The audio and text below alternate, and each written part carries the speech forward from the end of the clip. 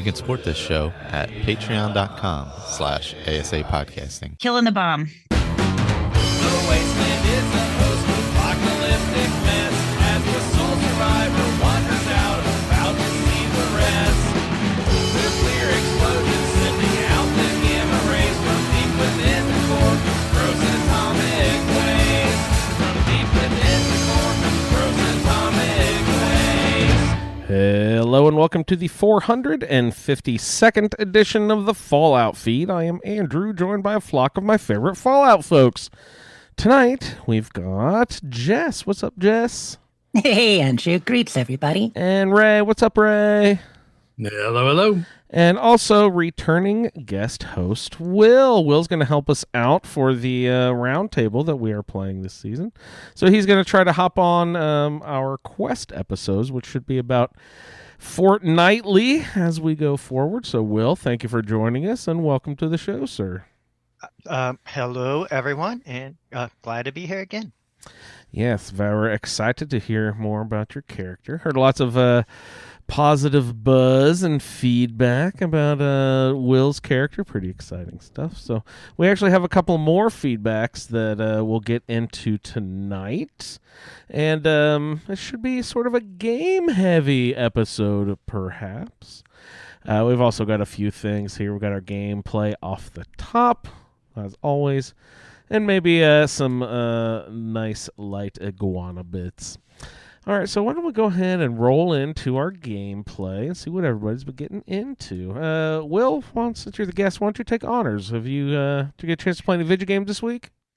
Yeah, sure, of course. Lots of Fallout 3. I've Nice. been mentioning that I keep trying to finish Baldur's Gate 3, one of my favorite games ever now. I know the discussion has been heavy on that in the Discord there for a little bit, but I did not get to play it again. I got sidetracked because I bought myself one of those Meta Quest 3s. Oh, no. Wait, really? I did. What are you playing in virtual reality? What are you doing? Lots of stuff. Well, believe it or not, what I'm doing more than playing games is I'm loading up the Amazon Prime VR app, and I'm watching. It's not really in 3D and all that stuff, but it's like you're watching on 300-inch screen. I've been watching The Expanse. I'm sort of addicted to that in the in the thing. And It's like a choice. Yeah, but I have been doing, a lot. Most of my time in it is really because it's sort of a different thing. It's just learning the systems, the menus, hand gestures, things like that. I played some of that Asgard's Wrath 2, which is supposed, really highly rated game. Just playing around with meditation apps and a lot of that stuff. Just learning it. And I was going to talk a little bit more about all that stuff, but I kind of actually have a lot of Fallout 3, I think, gameplay to get to. So I won't bore y'all with that too much other than to say, I actually really like it a lot. And enough so that I've ordered this thing where you take a scan of your face so that they send you a faceplate that you pop into it, or you replace it, and that way it fits your face perfectly for more comfort, so there's no pressure. If you install rivets right around the temples, maybe right about here and here, you could just mount that sucker. Yeah. Rare earth magnets and just snap right to your face. Oh my goodness, that's amazing. No, I've heard it's a wonderful way to watch TV and movies, that it's just an experience and a half. Yeah, it's amazing. It is. I have, because I'm using it wirelessly, which that's one of the main reasons I got it. I wasn't really a fan of the PlayStation VR 2 just because of the big wire, even though the PlayStation 1 has this cool eye tracking thing where if you can just look at something with your eyes, not even move your head, and it knows exactly what you're doing. You can select things in menus and whatnot, which I thought that was a really cool feature, but something about it just wasn't really quite liking that one. So it was odd that I even thought I was going to try the Quest 3. I was like, I know I'm wasting my money. But it turns out I don't think I did. I like it. So maybe I'll give more of a review down the road as I've had more experience in it. It sounds very cool. Yeah. Very cool. And I played, I guess there's different ways to do it because of the Steam VR link. Obviously Fallout 3 is not in VR, but there's a couple of different ways you can do it by using virtual desktop or the Steam VR link and whatnot. So you can size your screen, like I was talking about the way I was doing with the Expanse, and I was playing Fallout 3 in that but as I mentioned on wireless, so I felt like maybe I don't know if it's Fallout 3 because it's an old game or the Wi-Fi connection I was having, that it would get a little blurry here or there, just slightly, nothing bad. But I sort of decided I'm actually just still playing that on my regular TV, even though I don't know why the Expanse looks phenomenal and I'm watching that wirelessly, but so who knows why it's doing that. So that was a Quest 3, and I'll just get into the Fallout, my Fallout 3 playthrough. You know what I did this time? Not sure why I keep doing this, but I wrote actually another little feedback for my character. Perfect. I seem to enjoy discussing or exploring the why. On the show, we always like our feedbacks, and what I usually do is we talk what we did, and it's not so much what. We always want to know like how our role affected it, like how was our gameplay affected by our role and our characters and stuff. And just in these little stories that I'm doing, I'm exploring the why a little bit more, right? Like a why, being assigned an evil character, why is this character doing the things he's doing? And so that's fun. So if y'all don't mind, I'll just go ahead and read that before I get into like some of the miscellaneous things that in Fallout 3. Yeah, absolutely. Okay, so Evan Vale, the Viper, found himself entangled in a peculiar task, the creation of a wasteland survival guide. Moira, the eccentric owner of Craterside Supply in Megaton, had enlisted his help. Evan's initial reaction was one of skepticism, but the last few weeks had shown survival was etched into his very being. He had faced mole rats, raider ambushes, mirelurk nests, and radiation poisoning, all while his father's disappearance, the Overseer's betrayal, and Jonas's death haunted his memories. Moira's enthusiasm was infectious. She spoke of helping fellow wastelanders and of sharing knowledge. Blissfully ignorant, she praised Evan's dedication. But the Wasteland Survival Guide grew darker with each chapter, its pages stained by Evan's corrupted inner self. His seemingly altruistic endeavor was actually feeding Evan's inner darkness and bloodlust.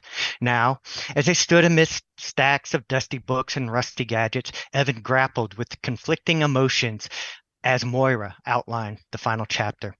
Her voice droned on as his mind became a tempest, a battleground where light and darkness met. Her words blurred as Evan looked to the door and what lay just outside, the heart of Megaton, an undetonated atomic bomb.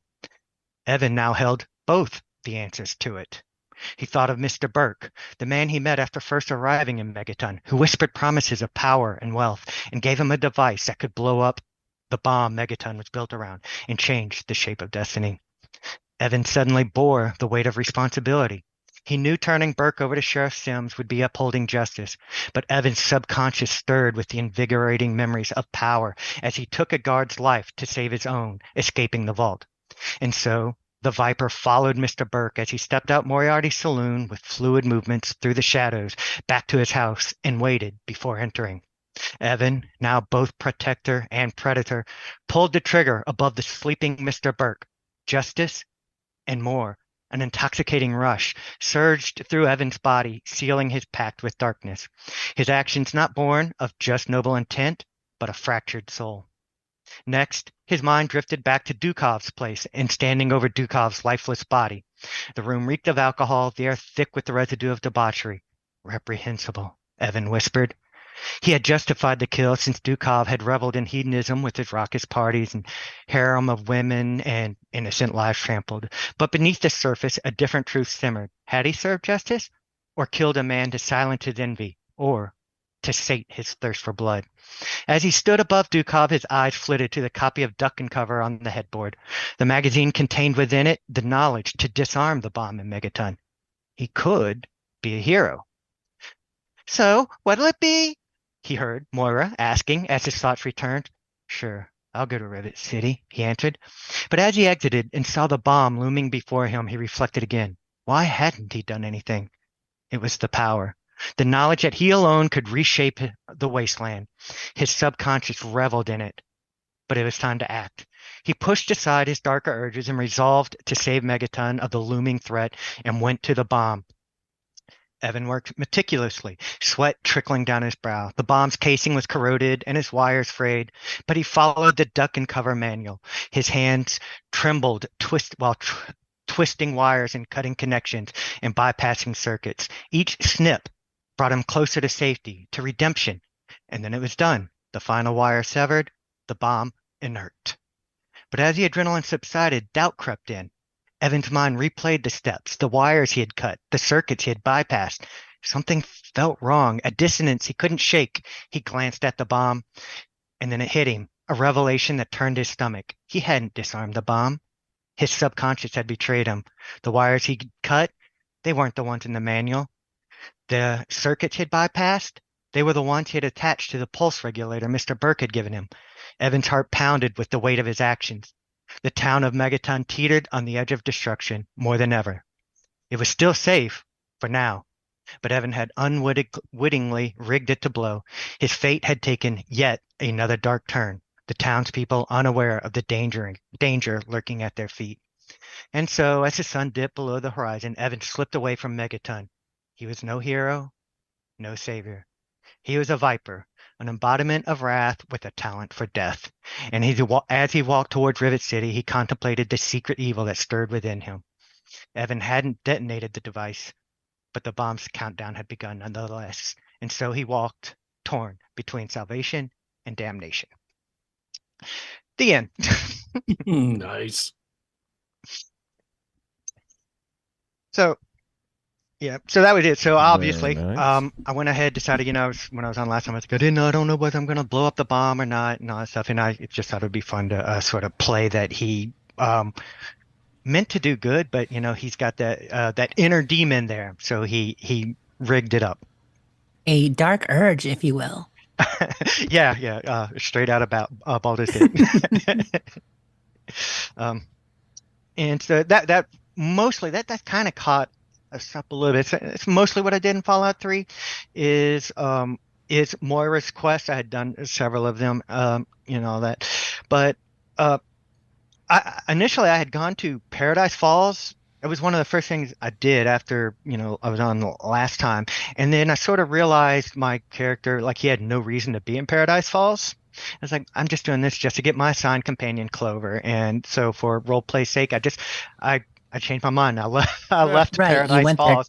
Yeah, I went there. I just early. left there. Yeah, I was like, I was trying to make it more natural. So I left there, just, left that unfinished and worked on Moira's quest some more. I went to the Robco there, and when I did, I realized that a difference from Fallout 4 is that Kim's stack in Fallout 3. I forgot about that. In Fallout 4, if you take a Psycho and then you take like a Med-X, the Psycho no longer works.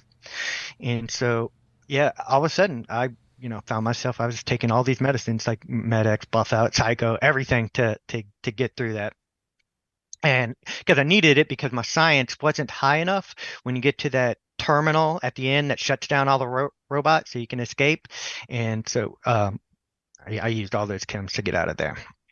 While I was there, I realized it wasn't too far from Tenpenny Tower, so Evan wanted to go check up on, this is where, even though he had killed Mr. Burke, that was where Mr. Burke was from, and Mr. Tenpenny was there. And so he went over there, talked to all the people, and I agreed to take care of the ghouls.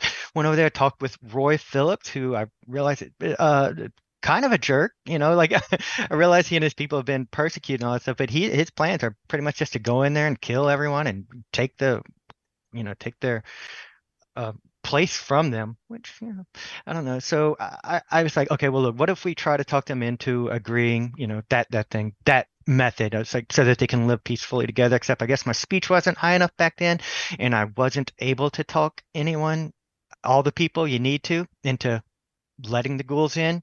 And so Evan, he decided he was washing his hands of the Tenpenny Tower. Whatever happens with all them, it's on them. He didn't kill or help Roy Phillips. He didn't destroy the ghouls. He just left it, and it's gonna be what it was. Um, while I was there, though, like he went through all the terminals, talked with the people, and Daring Dashwood lives there in Tenpenny Towers, and he has a pretty informative terminal. But one of the things he mentions on there was Paradise Falls being the worst place he'd ever been, he'd ever seen. It's like with the slavery and all that stuff, and so that was going to be Evan's first introduction, I guess, to the Paradise Falls, his first hearing about it. Went over to Rivet City next and bought. I've been buying all the 308 I can, being a sniper. That's what you need, and there's not a lot of it that you find in the game. It's hard to sort of keep that 308 supplied. So I definitely bought all the 308 I could from the vendors there. And there in that little market, you meet a person named May Wong, who is an escaped slave, and you talk to her, and she mentions that she's afraid of this person called Sister, who is a slaver, and she also talks about the Templar Union, which has a bunch of freed slaves. Evan sort of decides that even though it doesn't really relate, he sort of relates this slavery thing to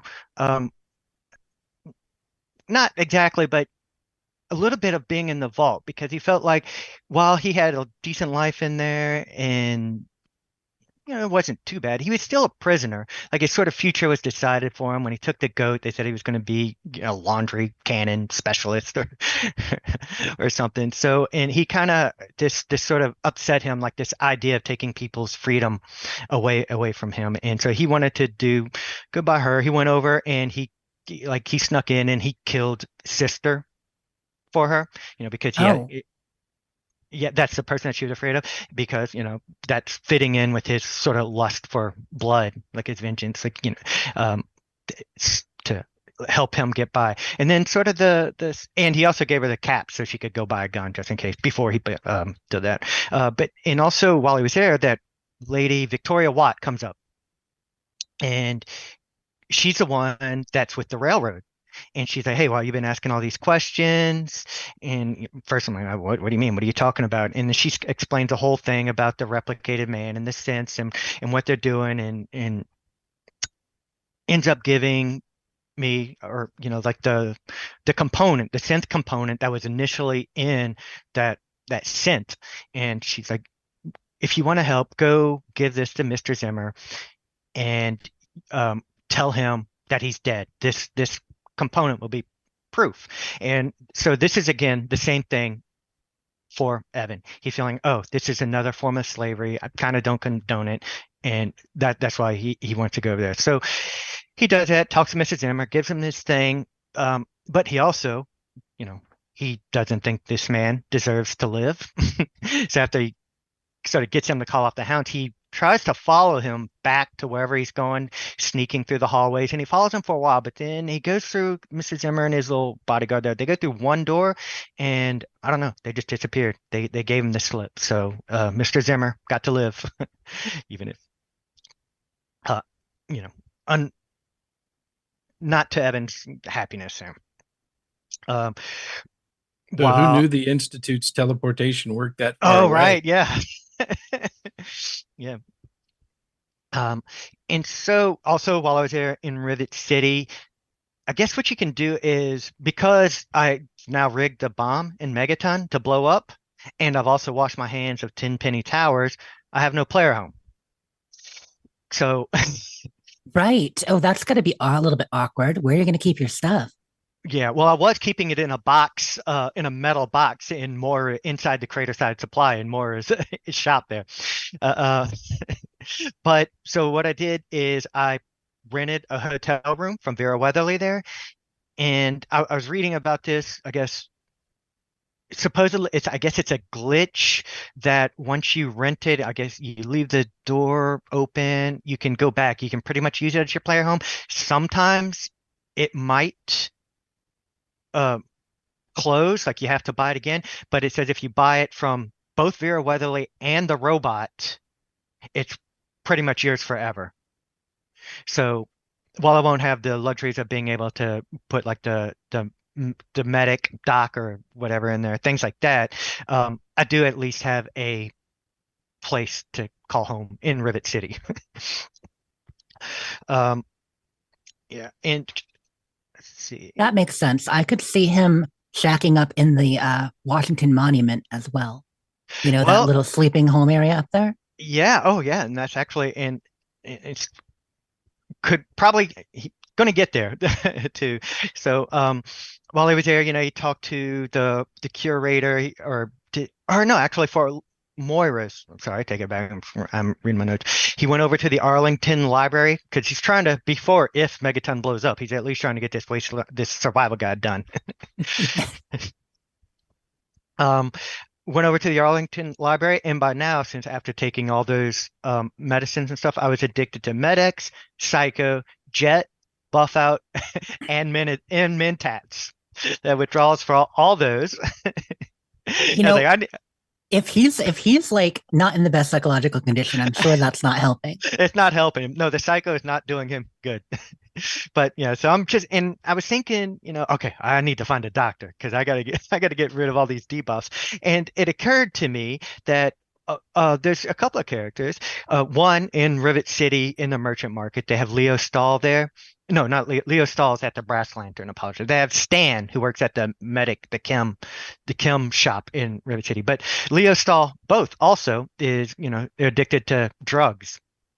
And I was like, and they seem to have these problems. It's about to ruin their marriage, his work, and all that. It's like, if they can cure my little addictions with a quick 50 caps at the doctor, why haven't these guys thought of this?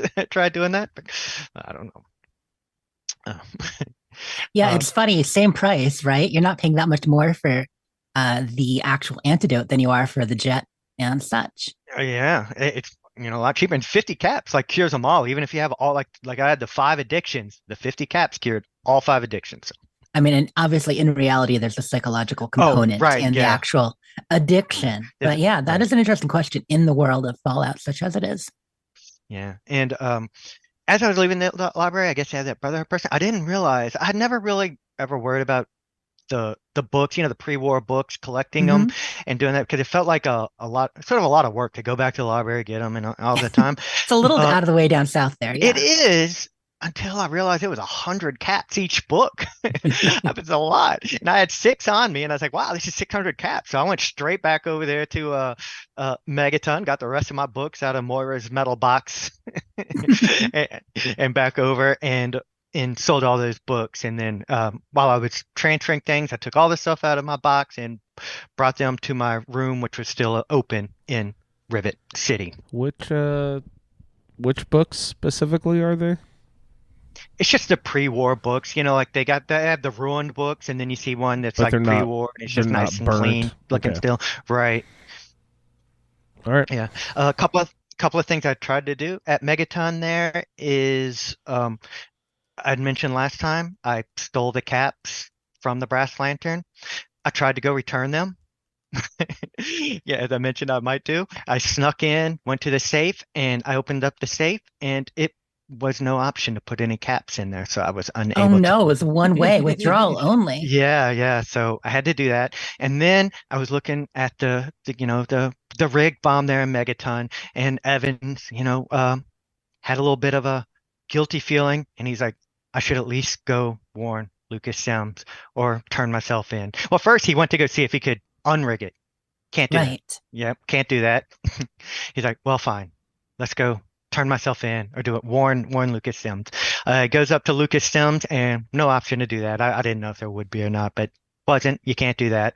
So I'm gonna, I figured Evan will like. My role play of that is just he had a change of heart when he suddenly started talking to Lucas Sims. He's like, couldn't do it.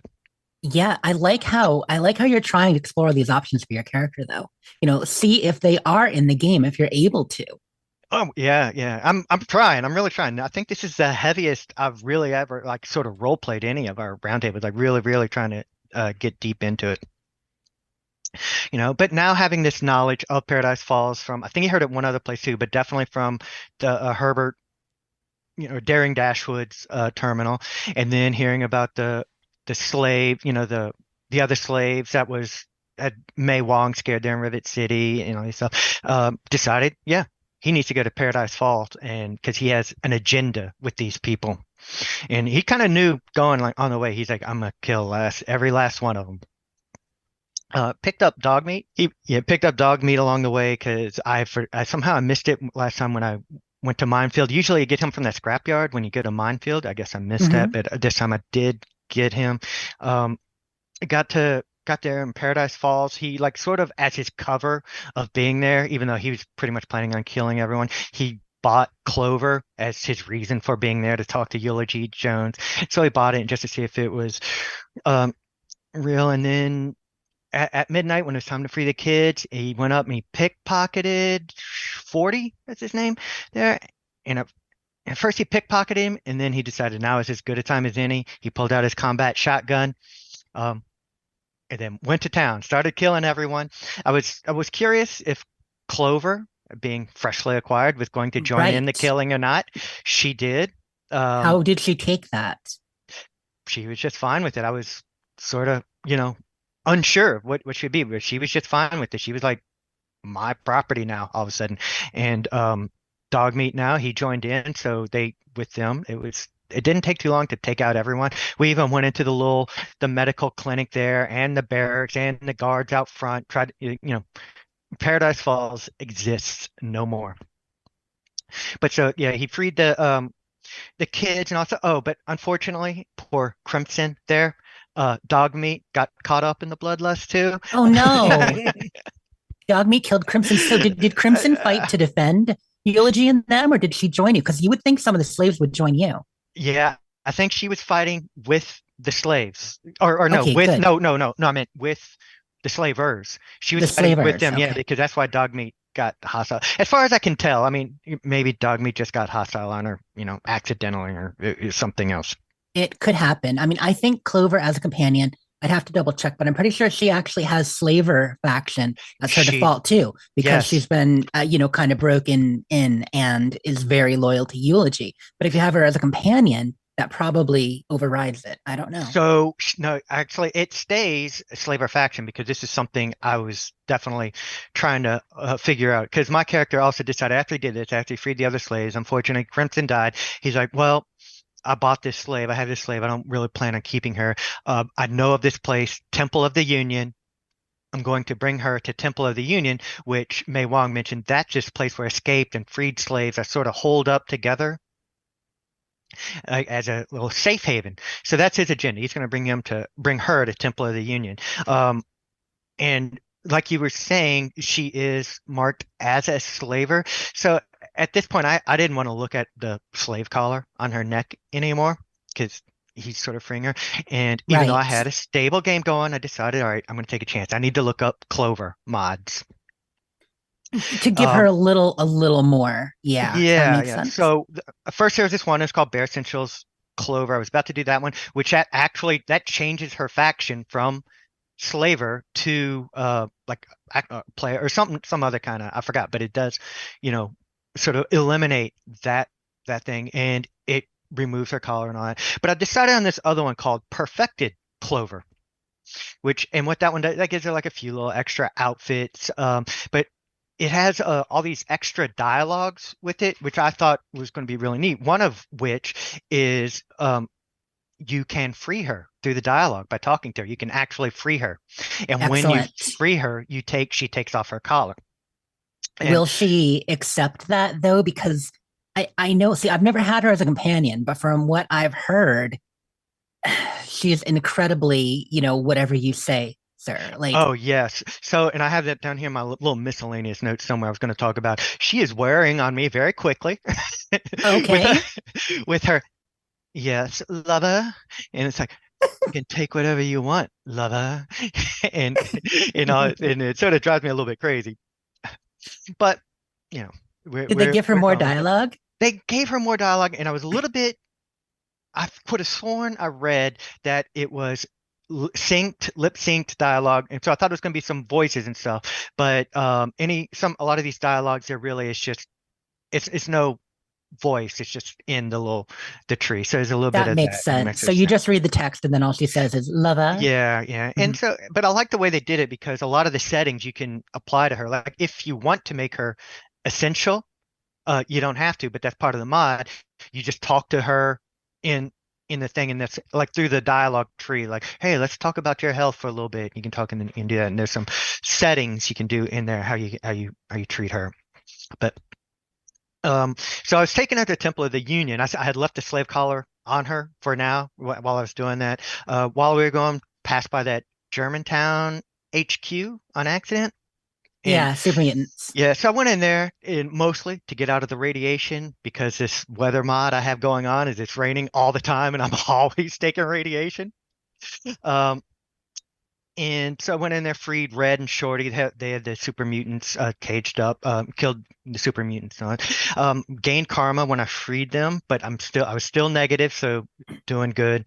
And decided, so we had to take a detour, escort them back over to Big Town where they came from, and I gave them guns and a stim pack and some ammo to make sure we could get there. And doing that, like traveling with them, we ran across some Yaogua and stuff, and having 3 followers and a dog made short work of everything. That was that was pretty good. And then so we get there to Big Town, and the guard welcomes us in, and then just on cue, it's like the guard's like, hey, welcome to Big Town, all this stuff. Clover perfectly in line, which she says this every now and then anyways, but it just happened to be perfect. She's like, this place sucks. And she's not wrong. She's not wrong. Yeah, I thought that was funny. And but so I gave them, I was like, hey, here's Red and Shorty, and I gave them, and then I got some positive karma, gained karma on that, which put me back to neutral. But there's an option when you turn them in where you can ask for caps and then ask for like, hey, you need to give me more, and taking those caps gives you more evil karma, and that dropped me back into evil. And plus, it gave me 500 caps. Oh wow! So you actually got them. You extorted caps for bringing back Red and Shorty. I did. And then what was funny is, because I kind of wanted my supplies back that I gave them, I went and pickpocketed my guns and everything I gave them, and they gave me more negative karma for stealing back my stuff. So wow. So if you can go neutral and not lose Clover, right? It's not like instantaneous. You can go positive, and she is with you. Once she's with you, she's with you. Okay. And even if you dismiss her, which the dismissing her is kind of rude also, it's like, hey, you're fired, get out of here, or something like that. But not gonna lie, I could see why they might say that. One thing I've noticed is that some of the dialogue in the game is ruder than I remember. Like on the side of being funny, but for instance, in the Weatherly Hotel, you're talking to Vera, looking for Vera. You're like, "Hey, Rust Bucket, where's the owner?" Oh, why you gotta be rude? Like even the nice comments sometimes are rude. Right. Sometimes there's no not really the way you would want to say it nice. Is like, yeah, everyone kind of seems a little bit jerkish. Yeah. So, and while I was there in Big Town, went ahead and stayed for the super mutant skirmish. That was fun. They had that one player, he gets mortally wounded almost, and if you go into the clinic, you see him, he's there. You have the option to if your medicine is high enough, to either put him out of his misery or save him. Play surgery on him yourself. And at first I was like, well, my character's, he's all about killing people and stuff. He's just going to put him out of his misery. He's going to think that's right. But then, and so I did that, and then I was like, no, I changed my mind. I reloaded it, and I went ahead and saved him. Because one of the things I didn't mention is when he returns to Victoria Watt after misleading Mr. Zimmer, she's like, you saved a life. You should feel good about yourself. And that triggered something inside Evan also. He's conflicted, but all of a sudden he has this power trip going on. He realized that he got a power trip on that too, saving a life.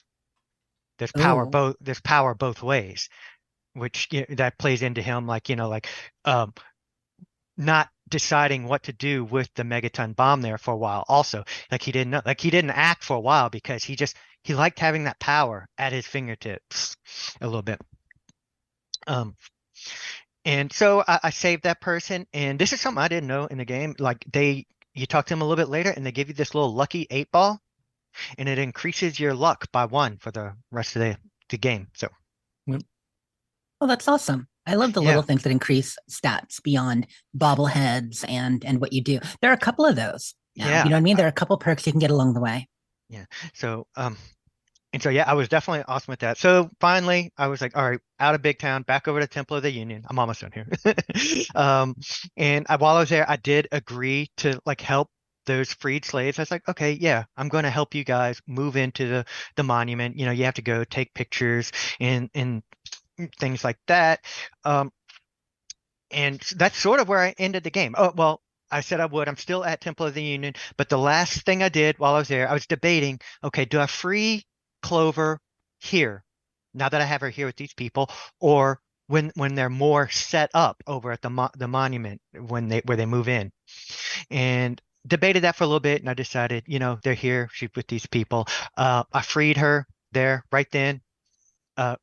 And yeah, she come like the mod treated it like yes, she thanks you, but then she decides, she likes it, whatever, and she wants to stay with you.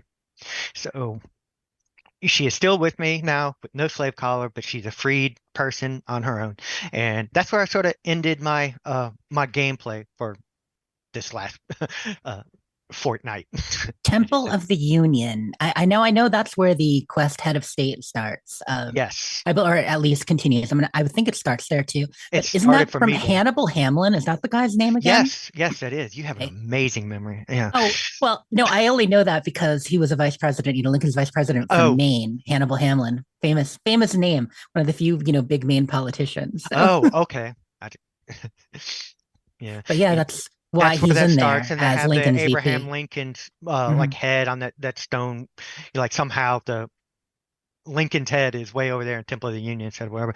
And meanwhile, I want to say too, at Temple of the Union, I'm still taking rads this entire time, and I'm like, my radiation is sick. There's no. I wish like if I agreed to help these people out, I wish I could sleep in one of their beds. Like, can I take a nap somewhere just to get out the radiation? I tried to go into one of their rooms, and I just stood in there and I waited, because you can't even wait. No Radaway or doctors or anything. Yeah, nothing. I'm just taking rads, and I waited in one of their rooms for 6 hours. It's like, maybe the rain will go away and I'll come back and I'll do whatever. And I come back out and it's just still raining, radiation. Are you still playing on hard or very hard for all this? I'm playing on very hard. Yeah. You are still playing on very hard. Okay. Wow. Yeah, that plus the rads. One thing, Fallout 3 doesn't skimp on the rads. It takes them seriously. Yeah. I've noticed that because you do have to heal more, and you're eating, you're mounging all this food for health and other things, and it all has rads, or even hitting dirty water. You're getting a lot of rads in this game, more than you do in some of the others. And so it's not on your health bar. Like, we're so used to that orange line in Fallout 4 and in 76. But now you just don't know. It's like a mystery to you. Like, how irradiated am I? You're in there swimming in the water. Like, if you're Ray and you take the water everywhere. You're like, how irradiated am I? It's kind of nerve-wracking. I like it, to be honest. It's a different kind of thing. Yeah. And it's fun. But can I say too, I'm so annoyed that and I need to ask you, Ray, what this console command is. You told me last time, but I sort of dismissed it. I'm using the immersive HUD, which means my HUD is down most of the time, so I could take pictures and whatnot. But that radiation, when you're taking radiation damage, that never goes away. Even if you go into the settings and the HUD opacity, even if you take that all the way down, that radiation damage meter is still up there, so I can't take the screenshots I'm wanting to do. But I remember you said there was a console command, which I am using that now. You said it's TFC space 1 that pauses the game, right? But then you said there was another one that removes the HUD through the console command, and I wanted to try that one. TM. Oh, toggle TM menu. Toggle menu. Okay, actually I did that, but there's not a one step sort of freeze the camera and then toggle menu. No, okay. Well, so you can stack console commands. Okay. Yeah, because I did do that. I got so annoyed with that. He doesn't like using his keyboard. He only wants to type one thing. It is difficult. Yeah, very well, because I told you I'm laid back on a recliner.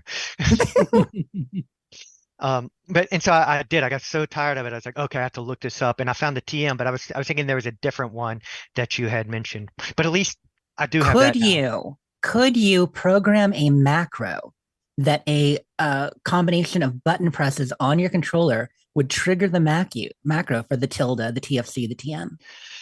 We talked about that a little bit last time. I haven't looked into it, but that sounds like definitely something I should investigate. I'm not very savvy with the computer and stuff. I used to be once upon a time back in like the XP era, I guess, or before then. But it's the best way to learn. And I don't know if there is a tool that while you're using the controller in a Steam game, if that would be able to do that as well. I don't know.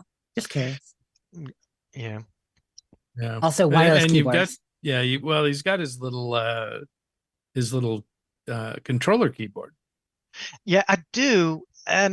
And it was working. I don't know what happened with it. It works, and sometimes it doesn't work. Like I hit the keys on it, and I don't know how the game is deciding when it's going to accept those keypads, those button presses. And actually, I hadn't used it in a little bit because it wasn't working for me like one day for like the whole day, and I took it off because it sort of reshapes the control a little bit. You have to control it different. Well, if it's not going to work, why do I even have it on here?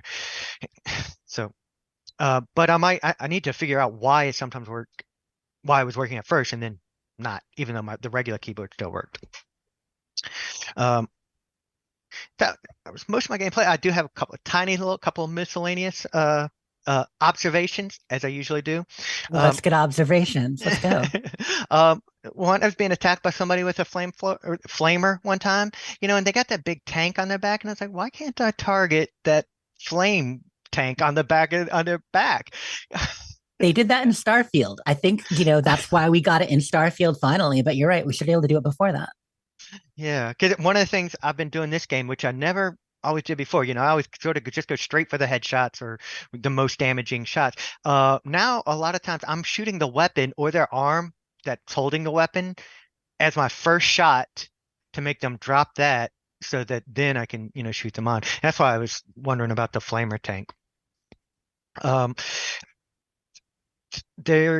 When I was at Rivet City and I was doing a little swimming to go up under the boat, I realized I hate the swimming mechanic in Fallout 3. There is no way I cannot move my character forward and keep my head above the water. It's like always going underwater, and so it drives me nuts. And also, even though my character has been evil this entire playthrough, I keep getting attacked by Talon Company mercs instead of the regulars. You're still being attacked by Talon? Yes. And interesting. Now, were you initially good when they first started coming after you, or? Yes. I mean, because the first time I saw them, I thought it was really super early. When those raiders, when you go to the super duper mart right outside, and there's raiders and stuff, there were raiders and there was a Talon Company. If you hit level 4 before going there, this has been my experience in the past. I'm not saying this is a total game mechanic, but I have had it happen on the way there too. And every time it has happened, has been I've gotten level 4 around Megaton or that area before heading that way. And then there's almost always some Talon Company marks to someone by where the house is. After you get down the Mirelurk Cove and you're hitting that small house there, I run into Talon Company there every time. I think it's a level and just a certain level of morality or karma. Oh, yeah. Well, that's when I first saw them. And I was good, I think, that first time, or neutral at worst. But still, I've been various levels of evil, I was a marauder, and I keep checking it and surprised keep getting Talon Company. I wonder if it switches. That's something we'll have to see from other people too. I guess we'll find out. And I don't have a ton of mods installed, but I don't know if one of the mods could be doing it. I wouldn't think I have anything like that. Yeah. So the thing to check would be to see if one of the Talon people have a note on there with the contract to kill you. Okay. I think I remember. If they're after you, they have that note because they exist in the game outside of attacking you because you're good.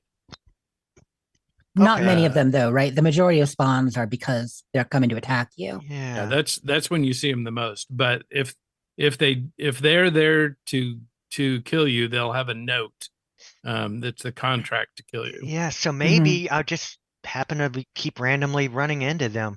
I don't remember if I've been seeing a note when I loot them or not. I hadn't thought about it. Yeah, I 'cause do think I always used to saw find them it the on the first other time side. at that super duper, but yeah. Yeah, I usually see them for the first time across the river from the Super Duper Mart. Okay. Right by that overpass. And they're they're not after me, but they will be hostile. Hmm. Yeah, that's usually where I first run into Enclave, is in that area.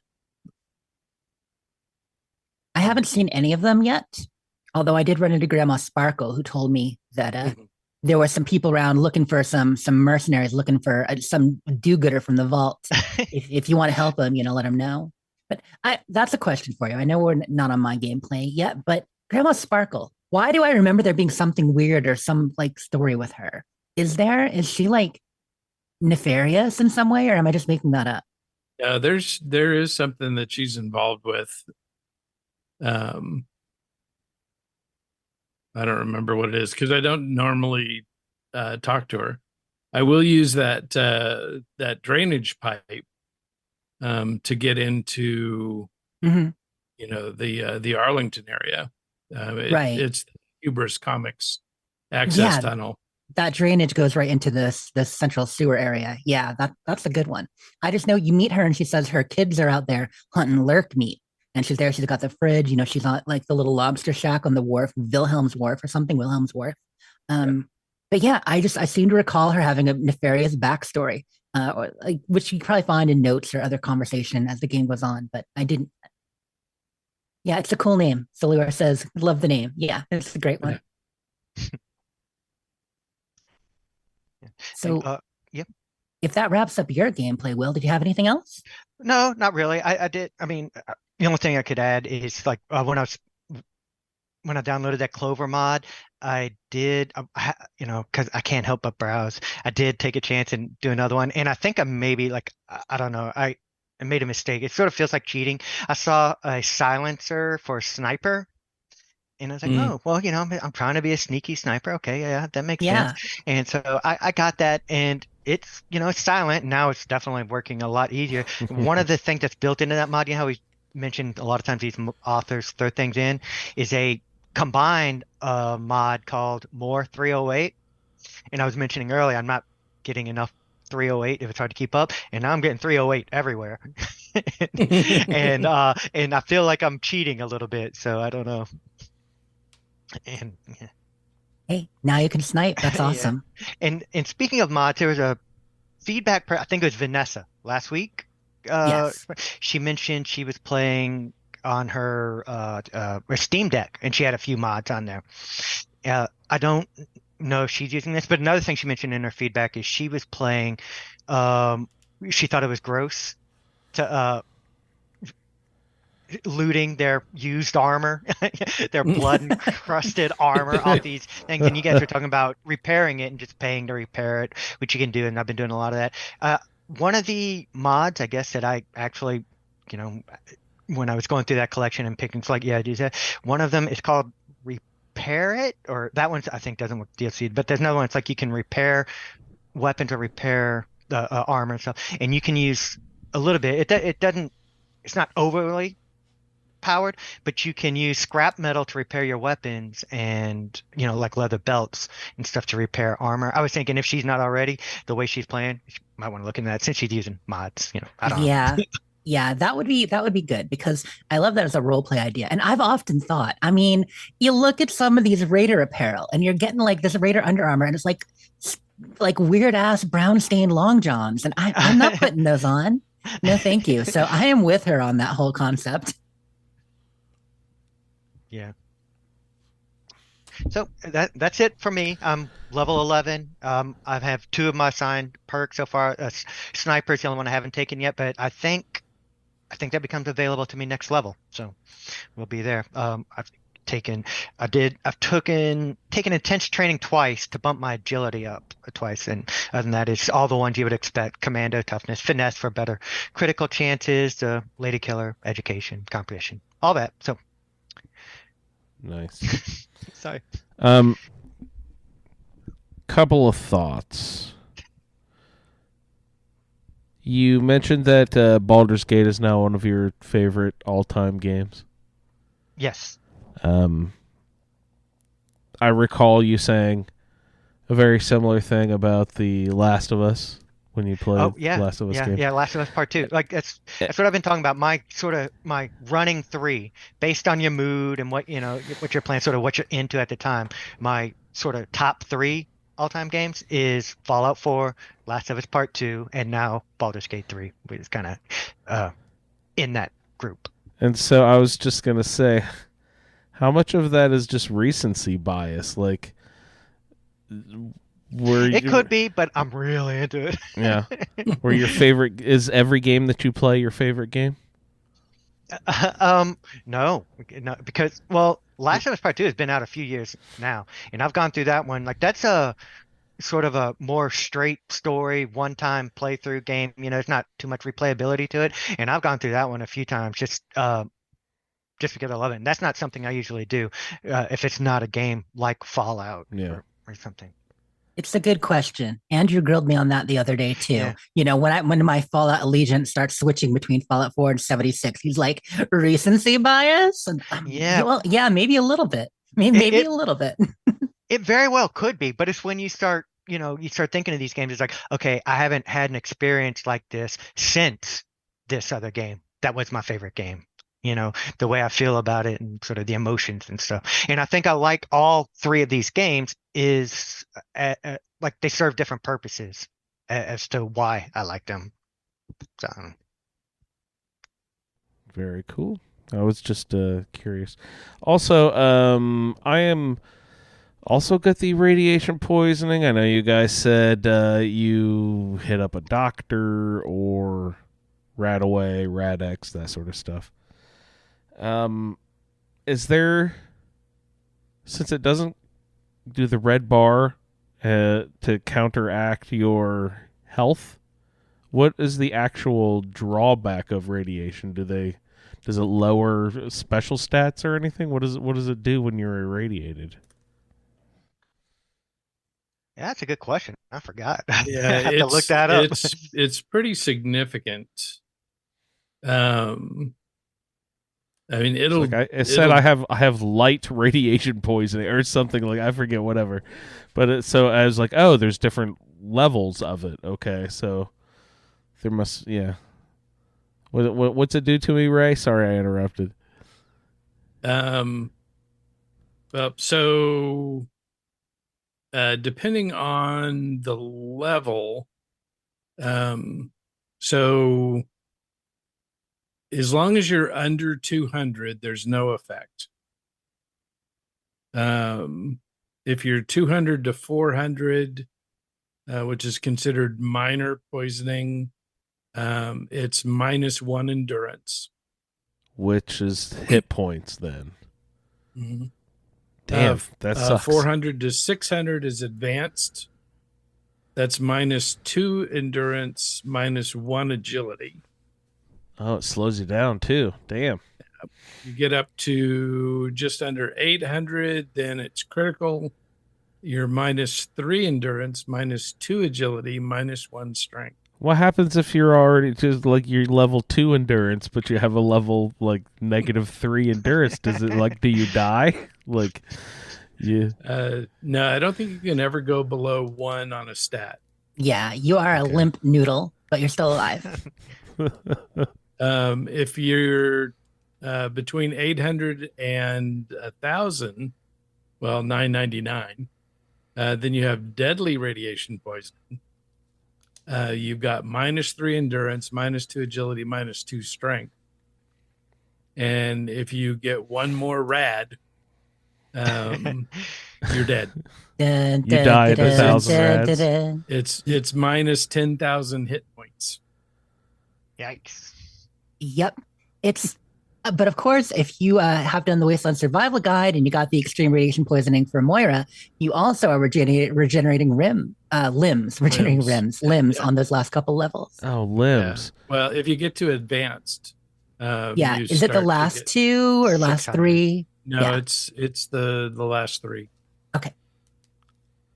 You just mentioned limbs. I noticed stim packs do something weird with limbs versus body Versus, like, do all the games do that? Have I just never noticed this before, or is this solely a Fallout 3 thing? 3 in New Vegas, you can choose to target limbs or limbs or your general health overall, and that's you've got doctor bags specifically for the limbs. Is that doctor bags just New Vegas, Dr. or are they in Beggs is 3 too? Vegas.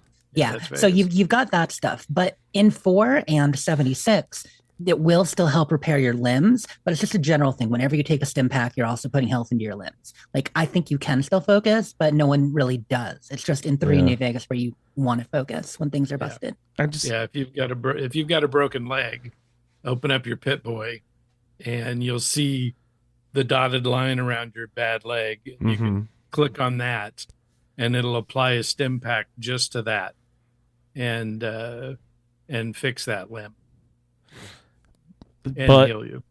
So I kind Does of it give you health points? I was trying to test it a little bit when I was crippled again. I was like, okay, now I'm not going to apply it directly to the limb. I'm going to apply it to the body, and it still healed the crippled limb. Did it just not to the higher degree? It applied, so it healed the limb. It just didn't not to, like, it could have been 80% and it was only like 20% because I healed my whole body over. Right. Okay. Sorry, Will, what were you saying there? Oh, I just got confused there for a second when you mentioned that applying a stim pack to a crippled limb like increases your health points too. I was like, I didn't realize it did. I was thinking it was just like, man, just a stim pack loss just to restore that limb, and then No, it does. It does give you, because that limb also contributes to your overall health. Yeah, it has each limb has a health bar, and Yeah, your and- health bar and is yeah, made up of all those little health bars. Is that how that works? Yeah. Interesting. And by interesting, I mean, huh? But not really. I yeah. guess that kind of makes sense. Yeah, Lee had that comment in the Discord earlier this week. It's like, it's amazing how just a little thing like a crippled head affects your game. Lee with the crippled head joke. Attaboy. Well, speaking of interesting stuff, do you want to get into some of Ray's gameplay and what you've been up to? Yeah, Ray. What's going on? Well, I might have mentioned, but No Man's Sky had an update, and Yeah. Sweet. they've got a new expedition. So I completed it with an existing character to start with, and then of course after that I had to start a brand new character for the expedition. So that character just finished up the main part of the expedition. There's a community section where it can everybody contributes to an overall goal, and so we're almost complete with the final level, and then once that's done, everybody can finish up the expedition and get all the rewards. So that's been fun. Partially because my Fallout 3 character is melee, I decided to start a Starfield melee. Oh, cool. Now I had done Batosai, who was like a samurai, which he would run into a fight. He never tried to sneak around. It was always just dash in, slash dash out. But I wanted to see, because they've talked about some updates changing the stealth and all that kind of stuff. So I wanted to see if I could do a Skyrim dagger type character, and the answer to that is no. You just even with the best sneak, you can't sneak up behind somebody effectively. And so it's still the best thing is to just dash in, stabby, stabby, dash out. That's very effective with melee, but trying to sneak up. I snuck into a facility and was in a room with no pirates in it, but there was a pirate outside. And even though my stealth meter had never gone, out of hidden, the pirate starts talking to me, telling me I don't belong there. I need to leave. I'm like, dude, I'm inside a building and you've never seen that I'm here. Why are you talking to me? And it happened several times. And, the thing is that you could still get a sneak attack on them. But for whatever reason, their detection dialogue goes off no matter what. So one of the other things that prompted it was I found a cool melee mod. Mm-hmm. And so melee weapons are fixed. There's no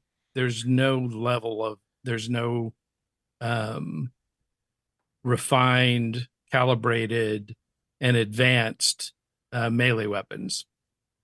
And so a sword that you find at level 1 is the same power as a sword you find at level 60. And so this mod fixes that. So now you have the different attributes for the weapons. So weapons have levels beyond, because right now they do have that scaling, but it's kind of named things. It's as you get, you're calibrated and you're refined and stuff like that. Yeah, Levels because them up. with guns you've got it, with with suits and packs and helmets, that goes up to superior. Melee didn't have that at all But before? melee didn't have that at all. Oh, wow. Yeah, that's definitely something that needs modded in. Not to Yeah. mention stealth takedowns, because stealth is so much more satisfying. Melee, if you can get in there and actually do something, Yeah. And the other thing that it does is that it lets you improve your melee weapons at the weapon workbench. So you can add, you can improve the steel of your blade. You can improve the handle so that you can swing it faster and all that kind of stuff. That was missing from melee weapons as well. It almost seemed like melee weapons were, we got to have knives, right?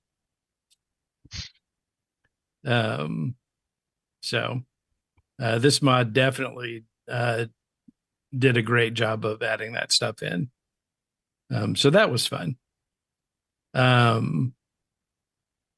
But because that didn't work, it didn't really change the melee play that I had already done. I just went ahead and moved on and started another new character. I'm not familiar enough with the perks and skills and such. Is there anything similar to Blitz or Rooted or any of our standard Fallout 4 melee stuff? No. No. It's a little more basic. Yeah, I mean, you can, the reason why Batosai worked was because there are skills that make you run faster and use less oxygen when you're sprinting. So you could sprint around, very quick.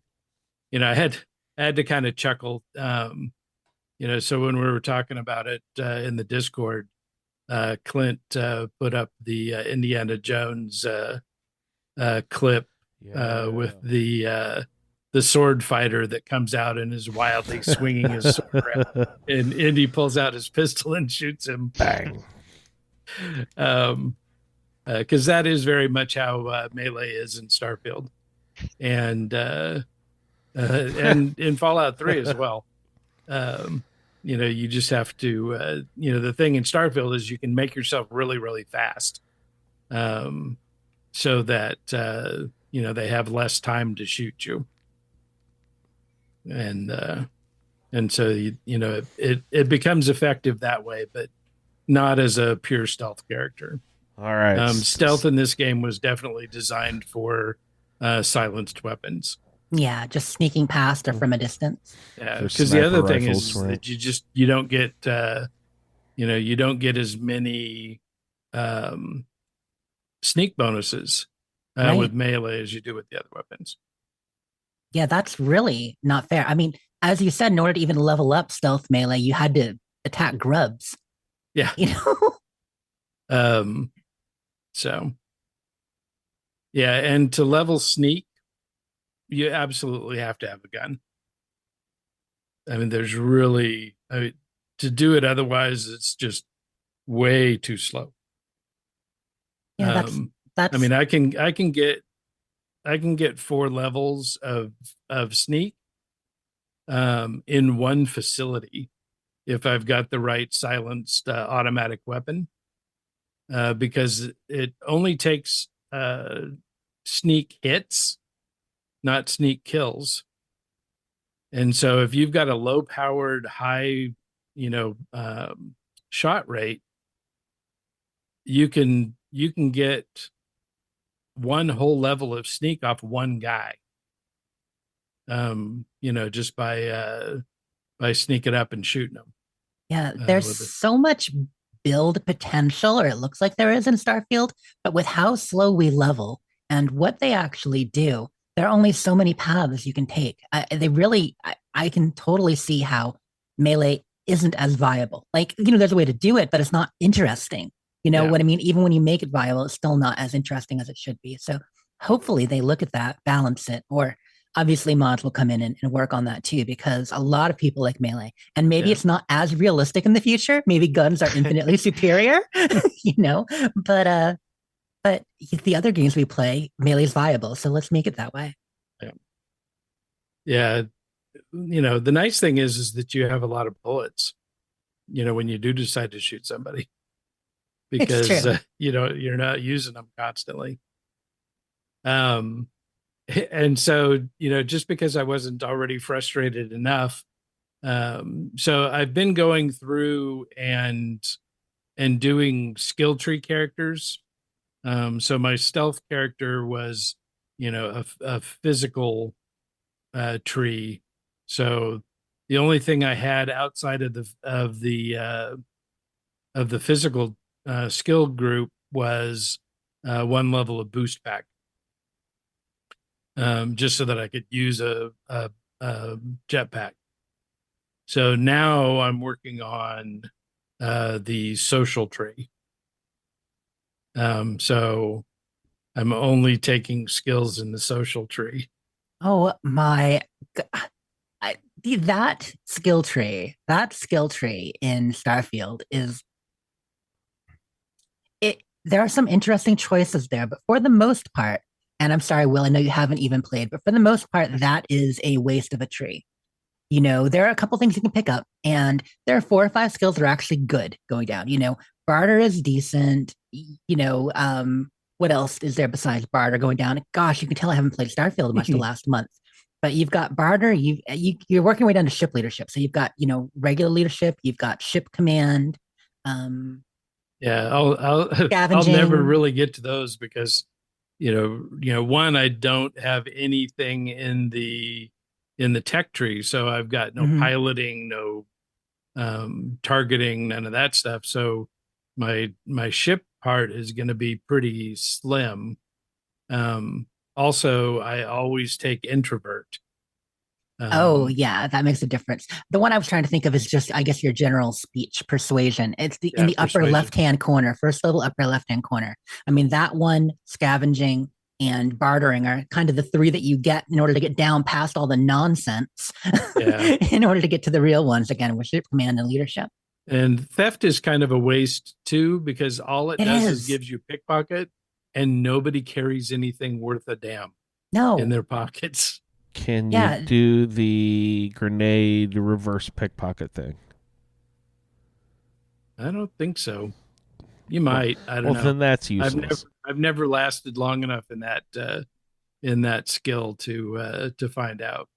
Yeah, it's everything in that skill tree, Andrew, is, you got things like diplomacy and intimidation and all these things that might add a little bit of role play attributes to it, but they don't come up that much. A lot of them are just used in combat, and they're all kind of similar. They don't really do much. At most, you get someone to stand down or drop their weapon or get confused and fight a fellow player for like a couple seconds, and then they're back. Like, Well, it's just not really a good use of a rare level up. Are we playing Fallout 3 or are we at a Model UN convention, right? Diplomacy, come on. Who cares? Sorry. Yeah, no, we're sorry. We're on Starfield. But we'll get back to Fallout 3. Yeah, so I don't know how long that one's going to last. I would suspect not very, but we'll see. Got to give it a go, One thing I did find in my melee play that I hadn't done before, I came across a little shack, and there was a dead ecliptic out in front of it, and he had a vulture's roost note that that talks about vulture's roost and gives you the location. I never knew there was an actual note. It's the first time I've ever seen it. So that was kind of fun. It's a note that told you about Vulture's Roost? Yeah. Oh, cool. I mean, it makes sense that there've got to be some in-game, hints to get you there. Like most everything in game that we find, there are other, whether it's overheard conversations or flavor text or something that will help you find them. But if we explore, we found them on our own. Yeah. Yeah, so my Fallout 3 character has been very mission oriented. So I've been on the hunt for a bunch of specific bobbleheads. I finally made it through the Yaogwai cave to get the sneak bobblehead. So that was fun. Fortunately, there's a bed in there, and so you'd be down to one little sliver of health and be able to run back to the bed and sleep and get your health back. But those Yaogwai are no joke. I should have taken Shorty and Red over there to the Yaogwai tunnels when I was doing that. So I went to GNR and talked to the Three Dog, and he sent me to the museum and then up to the Washington Monument. So I always like going up there. It's got a great view of the Capitol. Yeah, you got a great picture of the Capitol from up there too. Like, it looked really clear. And I had to sleep until midday so that the lighting would be right. These are important Perfect. things. Yeah. Will, he's one of us. One of us. And then I finally found the last schematic for the shish kebab. So now I make level 3 shish kebabs. So those are nice and powerful. And boy, once you get into the groove of looking for the parts, you There's find a parts. lot of them. So definitely stocking up on those. When you go through the technology museum, there's a little quest on the terminals there. Notes between a couple of raider types, Prime and oh shoot, I can't remember what his friend's name is, but and so you get the Megatron. the Shao. I get Shao something. It's like the highest level Chinese assault rifle you can get. So that one's cool.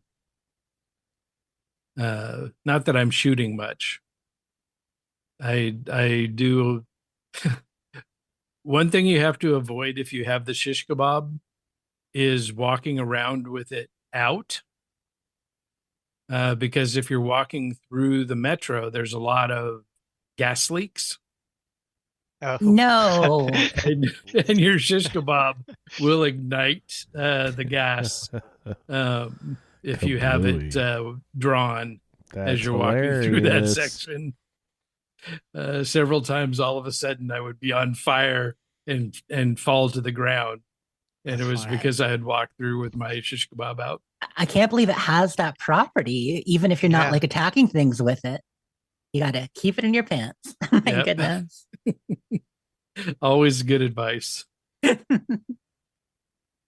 So, and I've, one of the things I wanted to do is get to the Arlington Cemetery so I can get to the Arlington house so I could get the luck bobblehead. And holy crap, that place is hard to find. I spent so much time wandering around the metro tunnels. Fortunately, I've got the ghoul mask, so I don't have any problem with the feral ghouls. But just it is such a maze, and there's no, you can't look at the map and tell where you are or where you need to go. Mm-hmm. It really is hard, and it doesn't even always have a marker. Like a lot of times you're going to places you don't have a marker and exits, but not everything you're in tunnels for. Right. Yeah, because this I didn't have a quest for, so I had to ignore the marker because it was trying to take me to some other quest, but it's still fun wandering around in the tunnels because there's just so much detail in all these nooks and crannies, and you're constantly running into fire breathing ants and rad roaches and mole rats and raiders and so it's always a good time traipsing through the tunnels, even if it's frustrating because you can't figure out how to get where you want to go. Yep, everything but a minotaur in there for sure. Yeah, but yeah, I don't think I did too much more than that. I'm level 12 now. The levels are definitely coming a lot slower, because I'm doing less quests and I'm going to a lot of places that aren't new locations. Mm-hmm. So I'm not getting those little bumps. I do get a lot of XP from picking locks because I was going to say picking locks are a good bump in this game. Discovering locations, picking locks, hacking computers. Yeah. Can I say I like the fact that hacking computers actually has a bit of a threat to it in this game. I'm glad that we get locked out in a way. You know what I mean? Because you have to get it right. I'm actually finding myself enjoying the hacking game more, knowing that that the actual being locked out is on the line. Yeah. And it doesn't really, it doesn't change because that's the way I've always played the lockpick or the computer hacking. When you get down to your last guess, bail out and start again. Mm-hmm. Just so that you don't get locked out. I do all the duds and that sort of thing. So far I've been successful on everything. I just, and maybe it's even the way they did this one is better than 4, but I'm finding it a little bit more intuitive. Yeah. Getting it right. The words that they're putting in there, when I get one that says 1 of 5, I can pretty quickly eliminate the majority of them from that, Yeah. Yeah. And my science is still pretty low. So I don't do as much hacking as I do lockpicking. So lockpicking's already at 100. I had taken it up to 90 and then got the bobblehead. And so now I'm just selling my Tumblers Today magazines.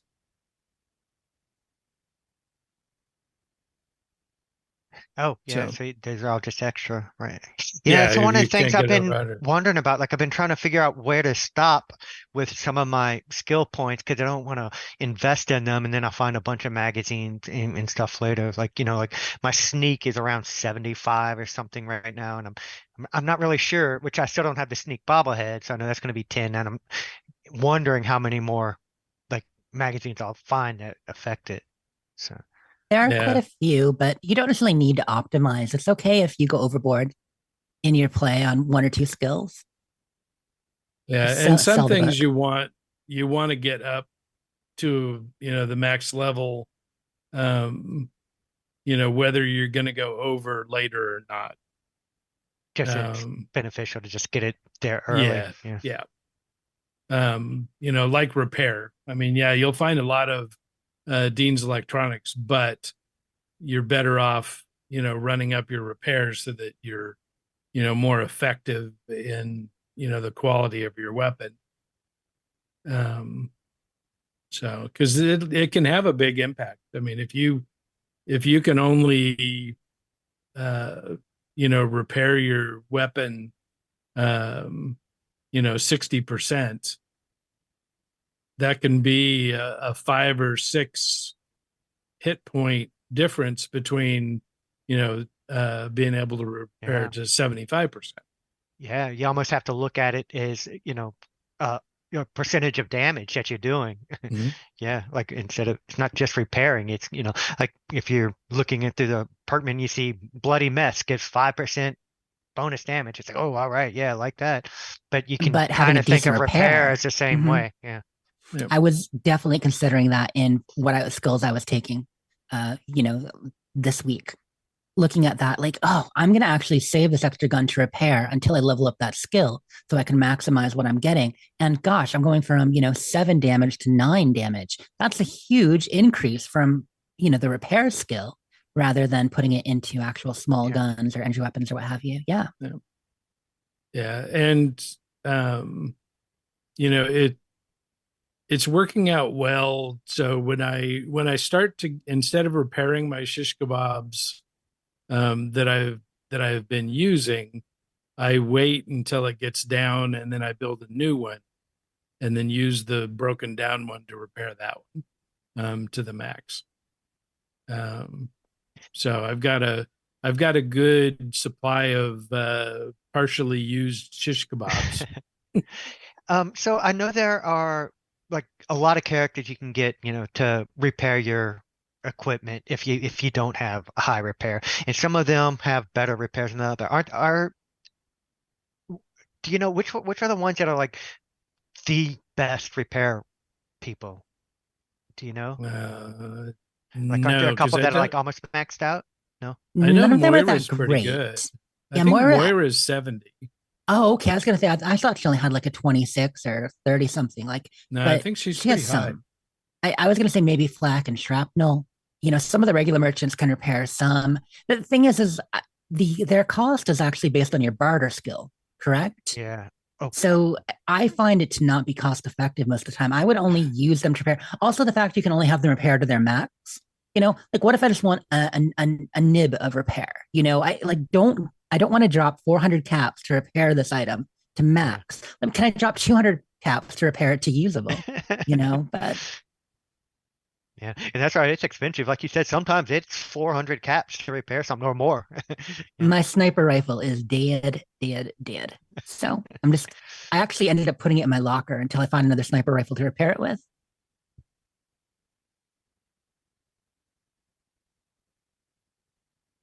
Yeah, Anything else, Ray, on that? So it looks like, there's a character in Mothership Zeta called Soma. And she's got a level 100 repair skill. Oh. Looks like she is the top. Excellent. Lou says there's a Haley in Haley's Hardware from Point Lookout who has 100 as well. So our DLC will meet some 100% repair people. But hey, at that point, hopefully we'll be better at repairing things ourselves. Yeah, looks like Moira is only 54. Okay. Um, Still good. It's Lucky, the caravan merchant, Lucky Harith, that is 70. Okay. The guy you get your shish kebab plans from to start. Yeah. And Crazy Wolfgang, who's also a caravan merchant, he can be up to 75. Crazy Wolfgang is a good one. I haven't run into him yet this playthrough. I've run into the Doctor, and I've run into Lucky Harith, but I haven't run into Wolfgang. Yeah. If you go to the little park outside Canterbury Commons, you can cycle through the merchants, the caravan merchants, by waiting for 24 hours. So they rotate every 24 hours. And so if you go there, wait 24 hours, it'll be another person. And then if that's not the one you want, you wait another 24, the next one will come along, and they'll cycle through the whole set of caravan merchants doing that. That's awesome. Our last Fallout 3 playthrough, I didn't even really go around Canterbury Commons, but the whole merchant system is more developed in 3 than I remembered, because I mean, it's such a thing in 4. The merchants are iconic. We understand how they operated at Bunker Hill. And in 3, with Canterbury Commons and the area they set up outside of each town, it's actually similar. You might not catch them on the road the same way. I don't think you do, at least. But it is cool that they're making the rounds and they're based out of Canterbury Commons. So I've definitely got to go there and check them all out, as well as the town. Yeah, I needed to connect with Lucky. So, that was one of the first places I went. Did you get lucky, or did you have to wait a couple days? I had to wait a day. Not bad. I wasn't that lucky. I was kind of lucky. He was lucky neareth, and then he was lucky heareth. Yeah. And I'm so sorry.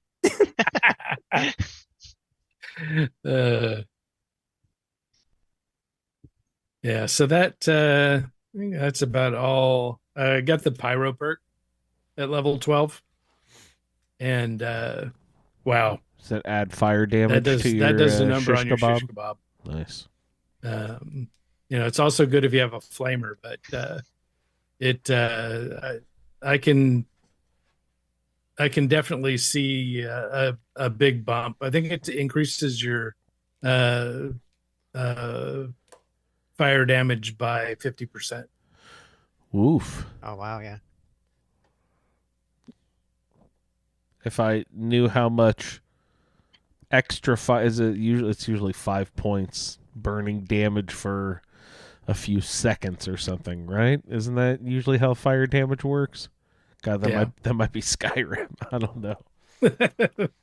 Yeah, I mean it's pretty ubiquitous. So yeah. All right, Ray. Thank you so much, sir. Jess, did you get a chance to play any video games this week? I got some gameplay. I won't go too deep in it because I know we got some feedback to hit as well. A little bit of extra overflow feedback, which is awesome. But first off, I want to apologize. Sometimes you grab a shovel, and in that shovel, you're like, oh, there's a joke on the end of the shovel, and you start digging, and then you realize you're just digging down, but you're not going to stop because you're thinking maybe eventually you're going to hit a treasure chest, and you don't, and you live with the shame. But speaking of living with the shame, so I have not played enough Starfield recently, but I did boot it up on the PC for the first time in a while to check out, because there have been 2 updates since I hit Starborn a month ago. There has been one big update with the lighting and all that, and then there was a small update for computer resolution. I wanted to check out how that looked on the PC because they made it so it worked with a larger variety of monitors. Well, I can report that on my super ultra wide, it is pretty amazing now that instead of just getting the regular ultra wide, or in the middle, it will do the entire screen in space. So I am surrounded by space with any tweaks or anything. But at the same time, there's a bit of frustration there. So it's a DirectX 12 game, and I think I mentioned before, but in DirectX 12, when you're playing borderless full screen, it goes to whatever your monitor's native resolution is, or whatever you set as your default Windows resolution. And so I can't play it on my main monitor in borderless full screen without it going to the full entire screen, which is a little bit disconcerting. As cool as it is in space, like on planets like that, it's a little bit too much on the sides. The field of view is a little bit wonky, and I wish that they would fix that, because a lot of games do have an option where I could tell it, oh, I only want to be, like whatever it's 2540 by 1440 or 2560, whatever that is, and just put it right in the middle. But no, it's the full screen. So just a warning: if you get the latest update, you might want to look at tweaking any or getting a mod for it, or playing in windowed mode. But unfortunately, there doesn't seem to be a borderless window mode that I can just select a resolution and keep it. It's either full screen at max, or I've got the stupid borders. So just a warning there. But it does look beautiful. It does look beautiful, and it does work. Boo. Yeah. I still haven't loaded the new update, so yeah. probably Yeah, won't for a while. There will be bigger ones coming, and I'm sure there are any tweaks already to fix that. I just haven't looked into them. So the main game I've been playing has been still Baldur's Gate, as people are aware. I dove in feet first, 2.5, 3 weeks ago, and I've been playing a lot. A little bit less this week, but still some. I'm talking about it in the Discord and getting feedback and opinions and help from everybody. So thank you guys so much for, first of all, keeping it spoiler free, but also helping guide my story of my Tav on her way, Ember, my cleric of Mistra. Having a lot of fun there. We're basically done with the Underdark. I have fully explored it. I'm trying to put off Act 2 for a while so I can, like I do, discover absolutely everything on the map. So I'm finding all the little nooks and crannies up top. I still have to do the Goblin Village and finish that and rescue Halsin. I still have to finish Lae'zel's personal quest, but putting those off while I actually explore the Underdark. There's an area called the Grimforge, and there is a lot to it. So I won't go too deep into it, but let's just say that is a fun thing in the Underdark, and I had fun talking to people about it. There's a battle there, Grim, which, Will, did you say you found that to be one of the hardest battles in the game? Yes, that was the hardest one I've had in it. Of course, I didn't know, like the I don't know, the secret is the right word. There's a trick. Yeah. Had I known Achilles that. heel, if you would. An Achilles heel. Yeah. And so I did on my third try, I took it, but the first 2 times I ran into him at like half health, hadn't camped or saved in a while. And I get in there, and this guy, he's an automatron, like a giant metal automatron who was like way more hit points than you've seen on anybody. And he's just there to destroy you. And he's invulnerable to like everything. Yeah, he's invulnerable to everything unless he's superheated by lava. There's all these little tricks. And so I died a couple times. But after talking to people, I went back the next day and I got it done first try. So that, and I'm finding some cool secrets. Like Baldur's Gate, it really rewards exploration. It really rewards conversation trees. And it's neat talking to people and being like, they found things I haven't. I found things they haven't, even in Act 1. So that's been a good time. Still enjoying it. Fallout 76. Lost is still happening, people. But it is literally the worst, because I have rarely seen people doing Flashback quite as exasperated at their lack of rare masks. And I mean, I've seen them really exasperated.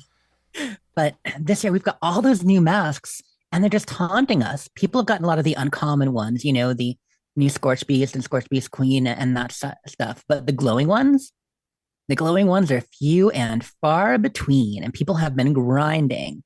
I have heard about Foshnox. I mean, I've seen a few. I've done 8 now myself, which is a lot less than usual. But I'm saying, whatever. I did jump in and do a few more.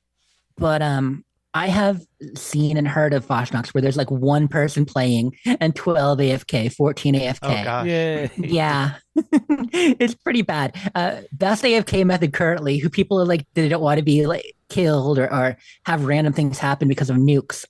If you die at Foshnox and you're actually on the ground, you're okay. So if you get yourself killed on the grounds of Foshnox and then, click on the map to respawn, but don't actually pick a location, you'll just stay in one spot. Nobody can do anything about it. You can collect your rewards. You didn't hear it from me. But it's still a good time. I still love Foshnox for sure, but it's because I'm only doing it a little bit. It's a great place. It's such an interesting kind of the way that it trends. Boschnock this year, I feel like the first 3, 4 days, people were more into it than they have been the last couple. It's always a great time to see people, to do the robots together, to have fun, to build your Boschnock camps, this and that. Great times. And then people get tired of it and they're like, they get Foshnotted out. When we get a full 2 weeks of Foshnot, that is too much. You can only have so many sausages and donuts. Right, Andrew? Too many. It's just like meat week. You get sick of it for 2 weeks. They need to stop with the 2 week thing. Yeah, 10 days max. 1 week, 10 days maybe. That's perfect. 2 weeks is maybe a little bit long. So people are out there and people are compelled too. That's the other thing. I mean, it's partly our compulsive need to have everything. So, that's why I have let that go. I have let it go. Much like Ray and his score-tirement, I have let the need for new masks just go. I pretty much since they released the Death Claw 2 years ago, I've like, well, yeah, whatever. I'm no longer my thing. I'm not here for the grind. I'm here for the marching and seeing friends and playing. So yeah, just wait until they release a new beret. Well, that is a thing. Your girl will be trading for that beret, though. I'm not going to do 100 fast knocks again. I'm out of that life. That is no longer the life. I picked up a few berets someone just threw away on the ground yesterday, Jess. Just like the garbage that they are. I didn't mean that. I'm sorry. You didn't mean garbage. No, but it's funny. Some people just don't know what kind of treasures they have, It's I heard from one person who managed to buy a glowing mask in a Fosnock vendor for like 100 caps in the first day. I'm like, wow, okay, yeah, people just don't always know. Yeah, people don't know. Yeah, or they're like, oh, I already got one. They don't recognize that one's a glowing variant, one isn't. But it's always a good time, and I've done a couple. There have been some interesting glitches, as there often are, but nothing too ridiculous. Although, and it's too late for a PSA now because it's almost over. And I'm sure people have heard anyway, but the stash box display case stealing vendor situation is back because of the lag at Fosnocht and a new thing, I believe, with the cryo freezer. People are finding that rare items are showing in their vendor for 0 caps and people are able to buy them. Obviously most people aren't doing it intentionally. Some people are. Most people aren't. But it is something to be aware of. And, it's too late for a PSA. But I've heard of several people the past week or so losing some decent, valuable stuff. So that sucks. I don't love that. Fallout 3. Let's get into Fallout 3 gameplay real quick. So what did I do? Well, I haven't played as much as you guys. I'm still a bit lower level. I hit level 6 now. I tried briefly putting it up to hard. And I went back down to normal. I will boost it to hard or very hard as we go. I do want that challenge. I want it. I'm also scared because the game is harder than I remember. I want to right now make a formal apology to a lot of people, a lot of our listeners, some people in Discord, Calm Horizons, other people like, man, my lessons in this game are tough. And, Jess comes in, they're like, no, you only run into 1 or 2 at a time. They're not that bad. No. Mirelurks are dicks.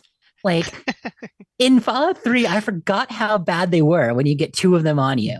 Like one, you can keep running backwards and kiting and shooting them, but still they take a lot of bullets. They're hard to hit. The face is definitely the weakest part, but they'll chase you forever. They're tenacious. Yeah. I had one. I had picked him up at the Alaska Monument. Ran all the way past Dukov's place, around the other side, kept going, into the city, and the stupid thing was still on my tail the whole time. They don't give up, and you get that battle music happening. I do like the battle music in 3. It's pretty intense. But yeah, so I first realized, what a mistake I had made when I was leaving my way to the Super Duper market, because that was the first quest I did after resolving everything in Megaton. Like, okay, I'll do the Super Duper Mart. That'll be fun. But I'm also exploring all around Megaton, and there's that little gully down there. There's that ditch on the way. I'm going down there, and 3 Mirelurks come at me, and I was being cocky, and I died. Because melee is decent, but at the point you only have an armored vault suit, it's not that bad. And with melee, they're gonna hit you. You know, melee was working fine on mole rats and rad roaches, but Mirelurks are a different story altogether. And then even the weapons. So using the sniper rifle, you can do some damage. It takes a lot of AP. And anyway, long story short, Mirelurks are tough. A lot of creatures in this game are tougher than I remembered. Raiders not that bad. Raiders are okay, but when you're first starting out, you're with low skills, you do miss a lot. You know, you really do. So my character, Wilbur, his focus is energy weapons. His tag skills were energy weapons, explosives, and big guns. All the weapons. But so far, I really only have the ability to do energy weapons much. So I got laser pistols. You know, I got one to start. I've found more as I've gone on. You know, you can find some in Super Duper Mart as well. So I've been repairing and leveling that. But, you know, it was doing 6 damage, 7 damage, 8 damage now. And that's not a ton for some of these creatures. You know, the regular 10 millimeter only does like 5 or 6 damage. But if I switch to 10 millimeter submachine gun, it does more.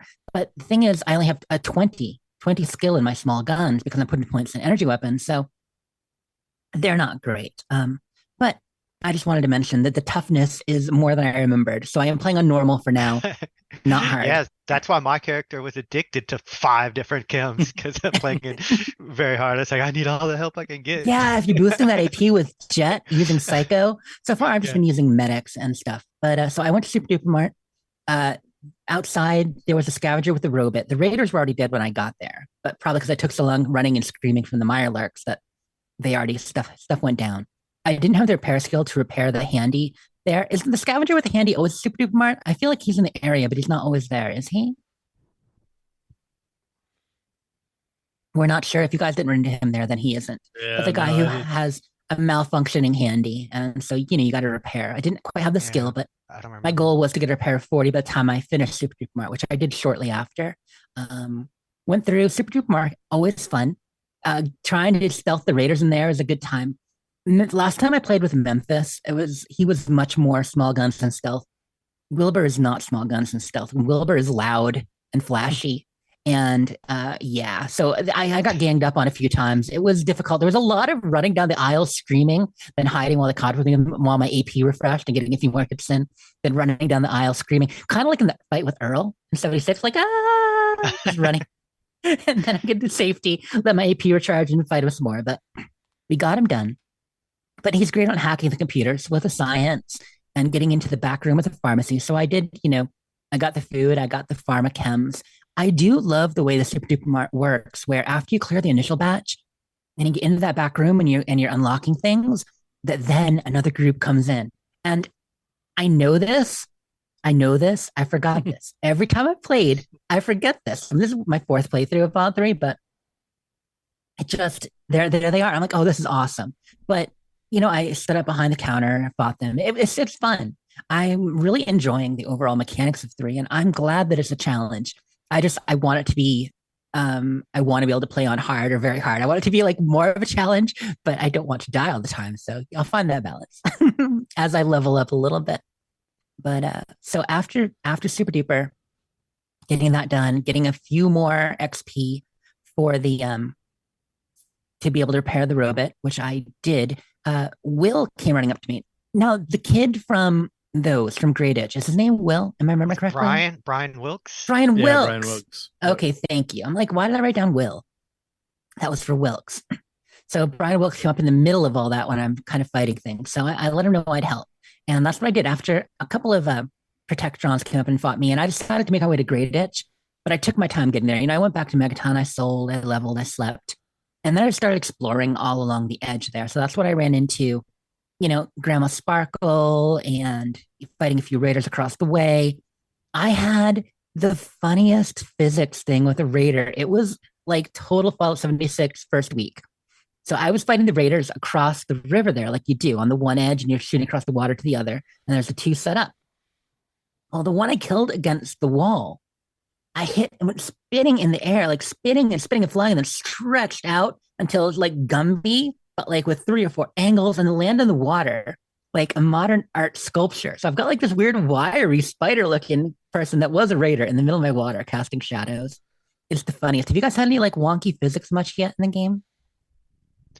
I haven't experienced too much. Mm-mm. No, nothing. Or either? Yeah, I haven't in Fallout 3. I feel like the last couple of times I played, I don't remember seeing it. This was the wonkiest physics thing I've had happen in a while. So it was actually really kind of cool. I enjoyed it.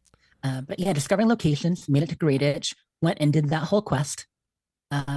It's a good one. You know, I know you mentioned that you had done it as well the other day. Andrew, I think you did it last week. The those quest. No, I haven't did actually it 'cause done I there, needed yeah. the strength.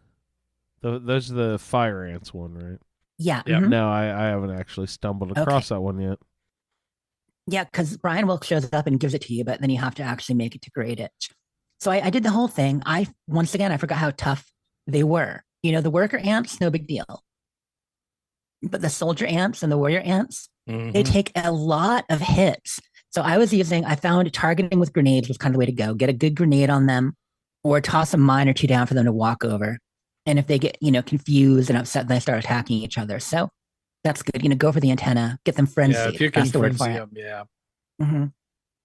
But there's still a lot of them. But it's kind of fun going through the story, learning about Great Itch, Brian Wilkes' father, the family across the street, which I love the fact that in the story of is it the Bardices? Anyway, across the Brandices, that's it. They actually have a story where they're from the West Coast and he was escaping the Enclave out there from Fallout 2 and all that kind of talking stuff over there. So I thought that was a really neat story. And I was glad that they brought that into it.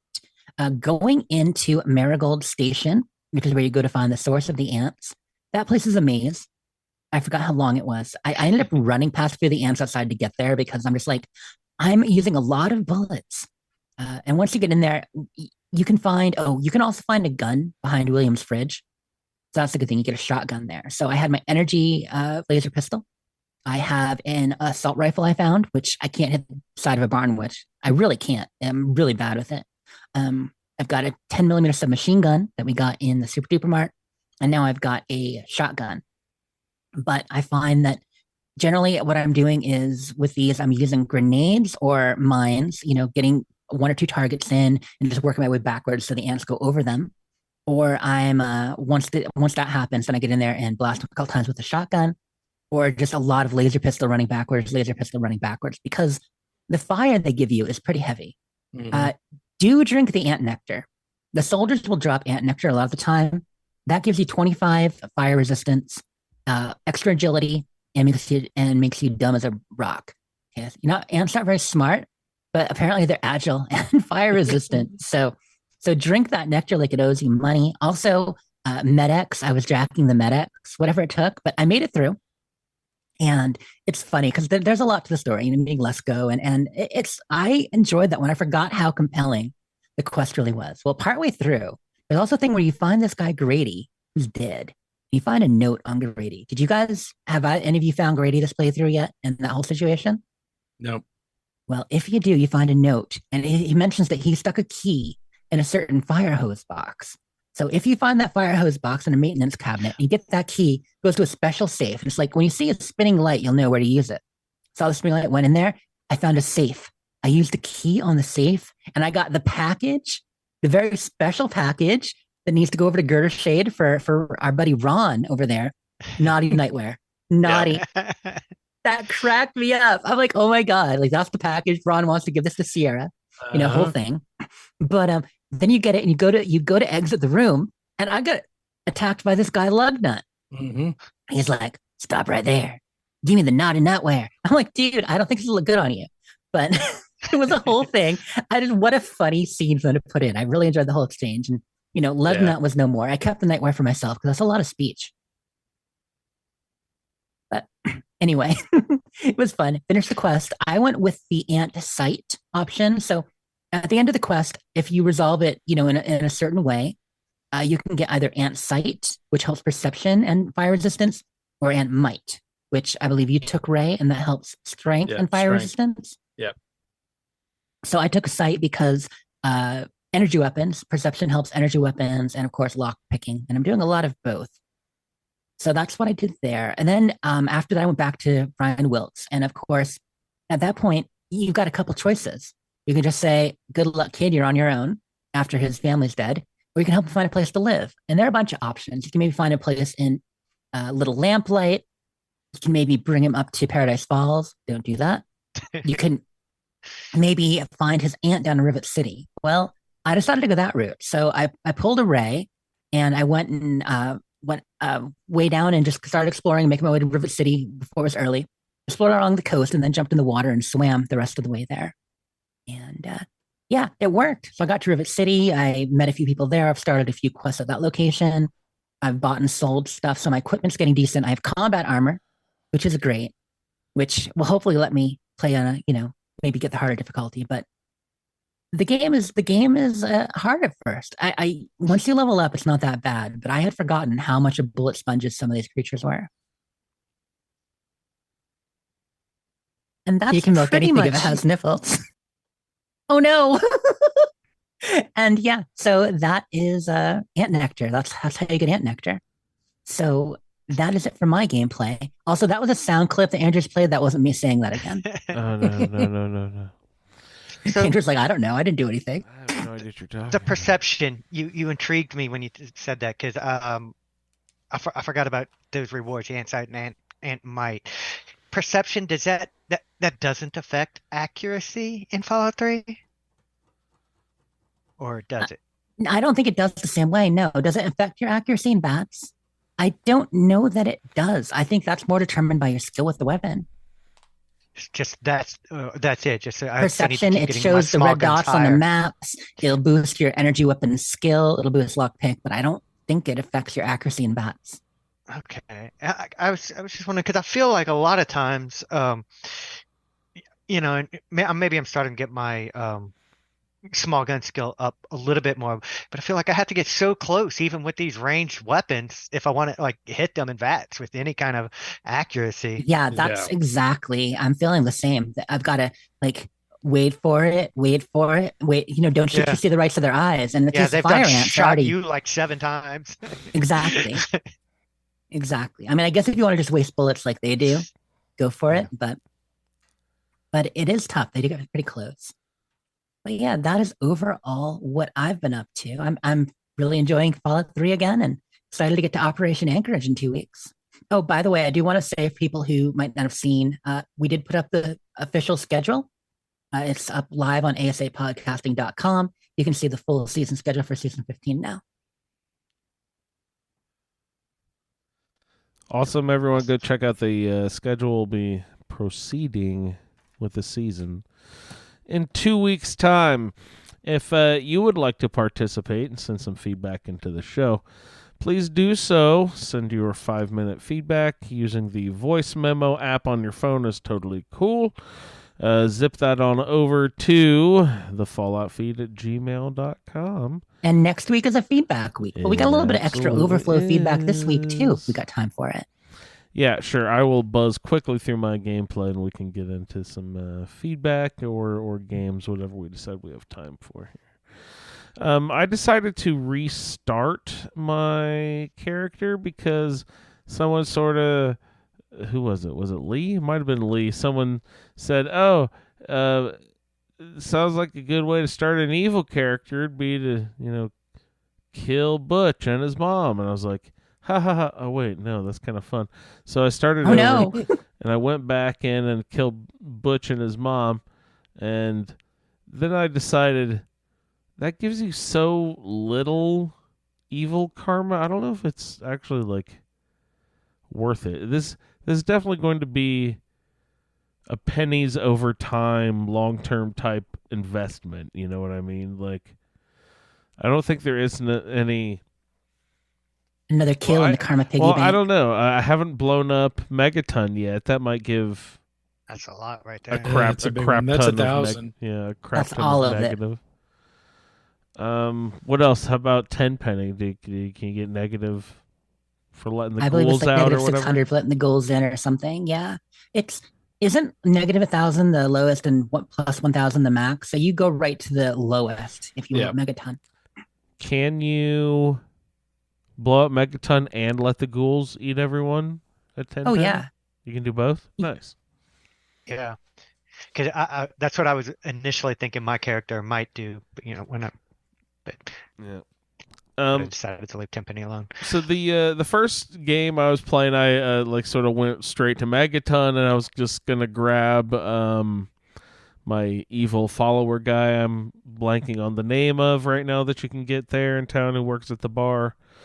He works at Moriarty's. Yeah, Gob. Yeah. Is that him? No. No, Gob's a bartender. There's that The that evil other- follower. Oh, Jericho. Jericho doesn't work there, but He doesn't he's work around there? town. Okay, well, I'm sorry. I read I can pick him up there. So I was like running around Megaton, and then I saw Lee's comment, so I went and restarted.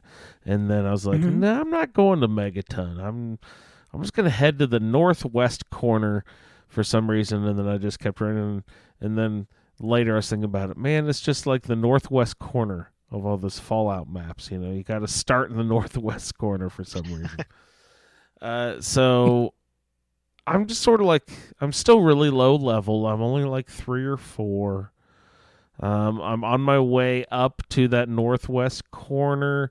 Wow, that's a real danger zone. Why are you going is up it there? Really? Yeah, Just that's be- where the Enclave is. Yeah, I mean that's the end game. Oh, really? I don't know. I was just Have fun, Andrew. I just picked a spot and like put my quest marker, not even my quest marker, my map marker there. And why were you going there? No reason, just to have Something different. Explore? open up the map. Yeah, you know. Yeah, that makes sense. Your usual kind of explore around the edges of the Because map it's like- thing. Vault 111. Yeah, so I was just picking a direction and just basically headed out. I stumbled across the Roosevelt Academy. There was a train up on some tracks, and I tried to get to that because it looked like there's big cool stuff in there. And I like finally got all the way up there, and you can't even access anything in the train. I thought, oh, for sure they're gonna hide something fun in this train up here on these track. No. Super bummed. But you see, the Roosevelt Academy. I picked up a flamer, which is fun because my Nice. concentration is big guns, and but I found flamer fuel is like it disappeared almost immediately. like well, that's that. I need to find some a good source of flamer fuel. Yeah, on my way up, you stumble across a couple of lakes, and I figured out very quickly, like Will did, that the swimming mechanic sucks really bad. No fun. I don't like the lock picking one either. It seems like you can only turn the lock in one direction. Does that make sense? Like, I feel like in the more modern one, you can swing the joystick both directions, but in It this does go one, both ways. but you can swing the pin both ways, but if you want to engage the lock, Oh, yeah, no, I think that still only goes one direction in both. I don't think you can actually turn the lock I either never way. tried it even the other way. I just always go counterclockwise. I Yeah. don't know. Yeah, Chime yeah. in, It people in the it chat. rotates. The rotation is only that one direction. Yeah. It's where you place the pin that decides whether or not it's going to Mhm. unlock. Of course, that goes both ways. But yeah, lockpicking is also one of my skills. The lockpicking is definitely my highest. I think I've got that one up to like, I know over 70, probably 80 or so. Do you guys, when you're investing in these points, do you hit thresholds like with the point? Like, oh, I'm at Definitely. I'm at 50, and I have like 22 points to invest. Like, but I want to get to, where are the checks? Are they at 70? Are they at like 25, 50, 75. 75? They're not at like, Yeah. 20, 40, And 60, 100. 80.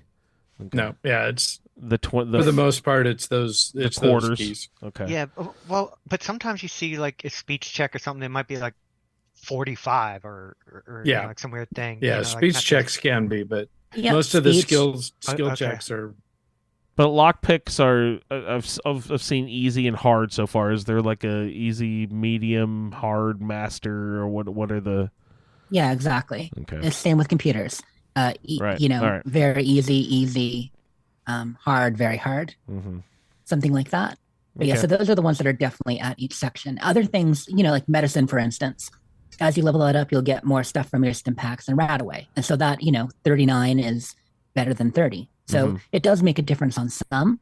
It makes a difference on all, I suppose. But the big checkpoints are kind of at 25. Okay. 50, So 100. I've been doing that a little bit wrong then. I do checkpoints, but I don't know. To me, I've always been I try to do them in 5 increments. Like when I I get think all a my lot of skill us do. points, Yeah, like get that and round number. I see a couple, like I put points into my main ones that I'm assigned, and then like if I see medicine's at 29 or whatever, it's like, okay, well you get a point just so you're at least at 30 because you might get There'll something. be a Always. check at And so I 30. try to round everything to a 5 as much as I can. Yeah. And then your armor boosts, something else boosts it, or you read a Yeah. skill book. Which Right. I got my comprehension educated, so my skill book's now giving. I actually was smart, and I saved the skill books I found, put them in my locker until I got comprehension. So that's nice. I got a couple of points that way.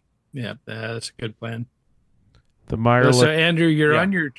on your way to the Deathclaw Sanctuary. Yay! It's just like in fucking New Vegas when you're like, oh no, I'll just go through this valley here real quick. No. Eesh. I will probably turn tail and run if I stumble into a nest of death claws. There's a whole lot to explore, obviously, in 3, but a lot of it is the center of the map. It gets more dangerous as you hit the outskirts and edges. Not entirely. I mean, obviously, DC ruins and the upper northeast, northwest are the hardest parts. South and southwest, not quite as much. But it's still, exploring is kind of best done in a radial fashion, slowly making your way outward. If you don't want to get over your head too quickly. I sort of set up camp at Arafu. There's that Nice. apartment with the 2 dead bodies in it. The beds are totally free, and there's storage space in there too, in a cabinet. So I was like, well, all right. This is If you don't mind the smell and the mess, it's a great location. you couldn't ask for better roommates, really. My mother-in-law lives across the street from a cemetery, and she always says that she's never had better neighbors. Okay, that's brilliant. I love it. Oh, all right. So Arafu's home base right now, but I'm just, making my way up. I've run across a couple of interesting things. I heard, water. So I thought that it was the guy from the front gate of Megaton asking for water, but I wasn't anywhere near Megaton. I was like on the, heading up on the northwest side. But I ran into like a kid. It looked like a kid. I can't really tell with the graphics if it's like, are you a kid or are you just messed up in some way? The kid was like, "Oh, do you have any water to spare?" And I'm playing an evil character, so of course I said, yeah, I have some, but I'm not going to give you any," or something like that. And he was like, "Oh, well then, please, shoot me in the head because I don't have any bullets, and kill me, please." I said, "I don't want to waste the ammunition on you," But I just thought that was funny that there was another I need water character, but it's not the same. I only stopped because I thought it was the guy, but the kid was pretty upset. I ran into a power station on my way up there. I'm basically, if I run into people, I'm playing the Are You Essential game since I'm evil. I'm not really talking and making lots of friends and stuff. I'm sort of shooting first to see if they die. I figured that's a good way to play an evil character. Also, if something is marked steel, that's coming home with me too. I'll pick it up and just drop it just so I can get the bad karma. Tick every time you pick up something, you get a little bad karma. So, yep. And here is my big question: what the hell is Raven Rock? Because I know there's one in Skyrim, right, on Solstheim. Yep. And I just ran into Raven Rock yesterday or earlier today when I was playing up there in the Okay, so you missed the Deathclaw Sanctuary then. Oh, did I? I skipped it somehow. But I that's where I'm sort of saved and stopped right now, is like Raven Rock, and there's sort of a mountain pass up above it where I'm starting to head that direction. But I couldn't figure out how to open Raven Rock. I said this door is open elsewhere, so I figured I need to either look around or do another quest or something. Yeah, you have to be taken to Raven Rock. Okay. And then I was just going to ask, what's the deal with the name? Is that a reference to something? Why Raven Rock? Why does that name appear in Skyrim? Why does it appear in Fallout 3? Is it a biblical reference or something? What is the significance of the word, that phrase, that word? I don't know that there is one. Yeah, it's just a cool name. I mean, in IRL, Raven Rock is a real location. It's an underground Pentagon bunker. So that reference where's that? Is real life. Same area, I believe. In Bethesda? No. It's DC in the... Yeah, I'm not sure. If I look it up, I'm seeing Raven Rock coming up as Blue Ridge Summit, Pennsylvania. So a little more Pennsylvania area. Which, yeah, that would actually work out kind of similar on the map. So that's probably the reference. Interesting that it's in Skyrim too. So using it in Solstheim, I think it just sounds cool. Yeah. I mean, Raven Rock, that's a great name. I always, my dumb football mind was like, it's probably because they're in Maryland and they like the Baltimore Ravens, and the Bethesda's the home of the Ravens, so it's the Rock, so it's the Raven Rock. That's why they do it. There's just some gamer programmer who's a real big Ravens fan there at Bethesda or something. It could be Raven Rock. Yeah. Sounds cool. Except there's not very much football in many Bethesda games, is there? It's like a lot of baseball and stuff, but yeah, I was gonna say, oh no, there's that one, but that was a mod. They're the super mutant football one from Fallout 4. Let's see. Anything else? Nope. Kill everything. Shelter. I've been sort of playing lots of Shelter still, but like I think this week it kind of flipped where he's locked up. Yeah, we lost him. He'll be back in a second probably. Okay. Last 2 times he's unlocked. There we go. Saw him move. I move. Here. Hello, am I back?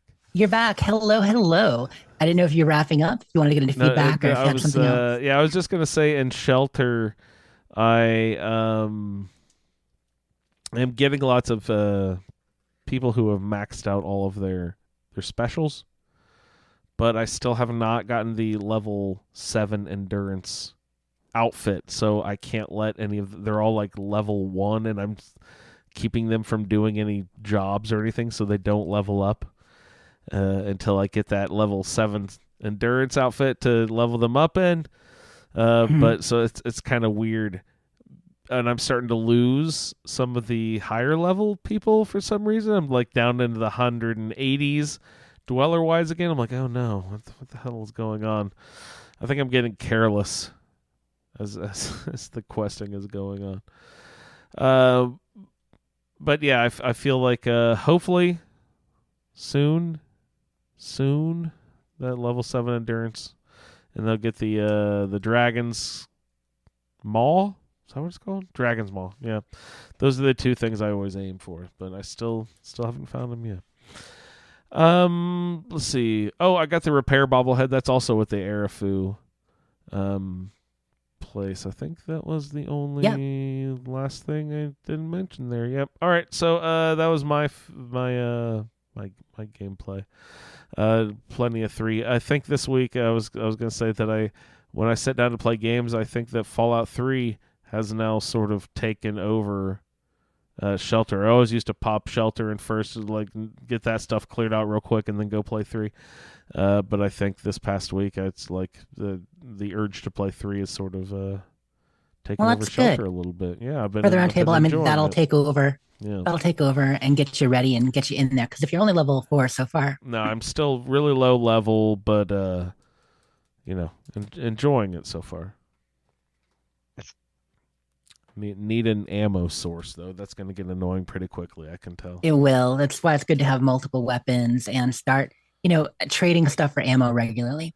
I'm buying stim packs and ammo Yeah. are pretty much all I'm buying. Everything else. So if you blow a Buy and sell. megaton, where do you have to keep megaton open, like not destroy it in order to use vendors there? If you destroy it, can you use the dead people vendors? No, you'll be shopping and buying at Tenpenny, Rivet City, probably still Moira wherever she ends up. All right. The merchants and when I such. let the ghouls eat the people at Tenpenny, then They'll take over too. You'll have a merchant to buy from there, but you'll have you will. less. Fewer. Oh, nice. Mhm. That's cool. Yeah. You'll go from 3 or 4 options down to 1, but they'll be there. Yeah, Hey, so that's Raven fine. Rock is a real facility in Pennsylvania, just over the Maryland border. Yeah, Jess Mhm. was saying that. What happens at the facility? Is it a secret military research facility or something? Yeah, there's just a big sign that says "Warning: Restricted Area." Yeah. Looking at the actual description of it that I saw said it kind of, like a secondary Pentagon, like a backup headquarters. So it's a big deal facility, much like it is in Fallout 3. Cool. All right. Interesting. All right, we Well, got we have some some feedback or games. What do you want? Feedback. We're going to do feedback. So we got some right. extra overflow last week. People who made it in just past the wire and recording. So we're going to get into that. First, we have feedback coming in from our buddy Lee, telling us about his character.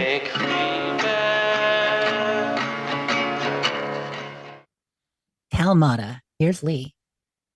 Greetings, Fallout family. This is Lee Benjamin in Fallout 3, presenting Kalmata's journey.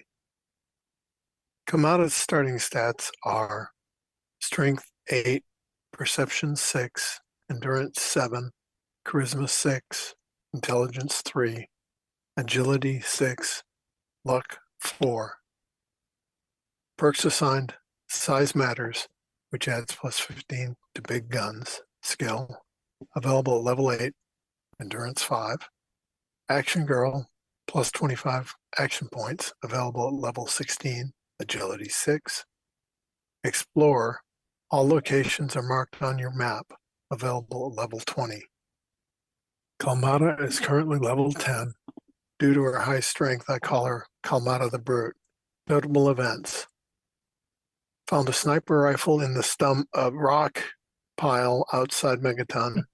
With Repair 35, talked Lucas Sims into 500 caps to disarm the bomb and got level 3 and the Megaton home at the same time. She's fast traveling back to Megaton to heal up and sell loot regularly. Found a Raider Blastmaster helmet with damage resistance 2, when fixed it was 3, which gives plus 5 to big guns and plus 5 to explosive skills. Did Super Duper Mart and Minefield for Moira. Went to GNR and met 3 Dog. Oh! Did the Yes. slow walk back to Megaton with the loot from the trip. Got to the Statesman Hotel and made it to the roof to meet and save Riley's Rangers. Got to the Ranger Station in Seward Square North. Someone with a PA was ranting about ending everything. I ignored them. Riley gave me the Ranger battle armor, which can be repaired using a handy resource, Talon Company armor. Talon Company, they deliver. After going through the Capitol building, found the Museum of Technology and took the antenna to the Washington Monument. Got level 9 and took Size Matters perk, which gives plus 15 to the big gun skill for each of the 3 ranks available. Bonus: there's a bed at the top of the Washington Monument to heal you up when you sleep in it. This feature reminds me of having to map out beds for healing in Fallout 4 survival mode. Kamada hasn't found or been able to afford the shish kebab plans yet. When she gets it, her battle cry will be, "Hi, Bob." Bonus points to anyone who gets that reference.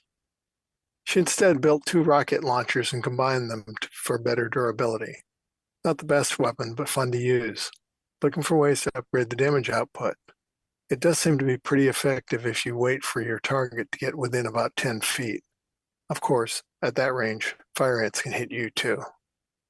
Exiting the subway at Rivet City, she was met by Talon Squad making another delivery. Did the slow walk to Rivet City. Luckily, it was close. Gave the beggar a bottle of purified water. At this rate, she'll never maintain the neutral camera. Well, it was always optional anyway. Came across a lone Enclave soldier in power armor. Nice. Another set of power armor that I haven't trained for.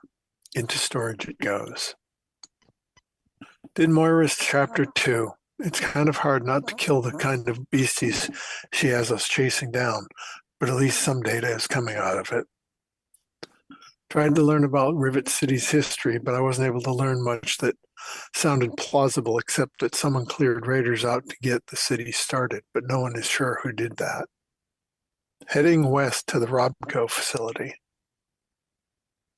After warning everyone, I accidentally used a silenced 10mm to repair a regular one. Do as I say, not as I do. Well, I'm likely pushing the suggested 5-minute limit. This concludes this chapter of Kalmata's journey. Thank you, Lee. Okay. Epilogue. Oh, epilogue. Anyone who wants to follow Kalmata's journey in more detail is welcome to check out my spreadsheet showing her current stats. The link will be dropped in the live chat all shows area of the ASA Podcasting Discord server under the live recording studio section in both Microsoft Excel and Google Sheets formats during the show. So what Lee gave us there was a spreadsheet. He's got links right here in the Discord to the Kalmata's leveling so far. We just got 10 levels in 5 minutes. So well done, Lee. That's quite the journey. I'm following on the pictures too. Kalmata looks a bit like Jeannie Mae Crawford, like a younger Jeannie Mae Crawford from New Vegas, from Novak. We've got pictures of her 10th birthday, pictures of the satellite repair, which that is a cool view, like getting up there on top of the monument. And Lee mentions the bed. That is I remember my first playthrough using that as my player home for a bit while I was exploring DC. So that's why I like it. Yeah, so it's kind of hard to tell from the picture, but does she have olive colored skin? Oh, like Kalmata olives? Not so much, maybe in certain lights. She's also got the rocket launcher. So got that schematic and built it, which is super cool. The rocket launcher you get from Moira. I'm sure most people have seen the plans by now, but that is kind of like the junk jet. That's very cool. I was also, the fact you mentioned Riley's Rangers already. Riley's Rangers, I love, but a lot of times that's a quest I save for later in the game because getting to the Statesman Hotel, I think it's the Statesman, can be, a bit of a difficult fight getting there and getting through it. So that's awesome. Yeah, getting through it. They're tough raiders in there. Lee says everyone in Fallout 3 has olive colored skin. Sure. He ain't wrong. What is the difference between junk jet and rocket launcher? Junk jet's free. Yep, and the name. You got to build your rocket launcher. Junk jet you get in the basement of ArcJet. Oh, why'd they change the name? Why the name change? Unique backstory for each, I think. The junk jet has a little bit of a backstory, with the maintenance guy working on his spare time. It was his own creation. So, and it was pre-war. It was a pre-war creation at that point that he was making it. Whereas the rocket launcher might have been a kind of a wasteland ingenuity sort of thing. I guess we don't really know the backstory on that one. Do we? I don't think so. Interesting. Yeah. It's fun. There's an achievement too for making all of the unique craftable weapons in Fallout 3, which I don't have because I haven't made them all. Sounds Ray, like I know you don't Ray's care on about his way achievements, there, yeah. but do you think you've made all the weapons in Fallout 3 or? No, I don't think so. Because most of them I don't make because they're just not. They just ain't no good. Yeah, they're just not as useful. Yeah, Lee says he assumes Moira designed the rocket launcher, and that makes sense to me too. That it was kind of a Moira contraption. That would really fit. Got to do something with what you find in the wasteland. So Thank you so much. Anyone else have anything on Lee's feedback? I want to know if any of you got the hi Bob or bye Bob or what was it No, reference? other people seem to, but I don't get the hi, Bob. I don't know it either. I was okay. Was it Newhart? Oh, maybe a Bob Newhart thing. Yeah, that would make sense. Well, next up for feedback, we have feedback coming in from Dawn. And this is actually Dawn's first time setting feedback. She's been on the show before and listens, but yeah, setting in feedback, doing a play along character this time. Hey guys, it's Sassy Lady or Dawn. This is my first time doing a feedback for the Fallout feed and excited to be doing this. It's been a long time since I played Fallout 3. I was trying to remember exactly how long earlier and failed. It's just, let's just say it's been a while. I've only done one playthrough. I have done DLCs and did finish the game, but I haven't gone back to it until now, and it's been kind of cool going back. A lot of things that it's kind of like coming back to an old friend. I do have to remember that I need to save once in a while. That has been a little frustrating, kicking my tail, that I need to save, you know, because whenever I get killed by a horde of super mutants, I just think, oh man, how far back do I have to go this time? Yeah. So I will remember eventually, but I've really been enjoying it. My character that I got was a female character. I named her Penelope. She has a strength of 4, a perception of 6. Her endurance is 7. Her charisma is 4, intelligence 5, and her agility and luck are both 7. She's going to be neutral, and her companion will be Butch Deloria. She starts with skills in science, unarmed, and sneak, which kind of play into my natural builds anyway. So that was kind of cool for me, except for unarmed. I'm not a big unarmed melee person. So that'll be different for me if I go ahead and flesh that out. My perks are going to be Mysterious Stranger, Nerd Rage, and Solar Powered.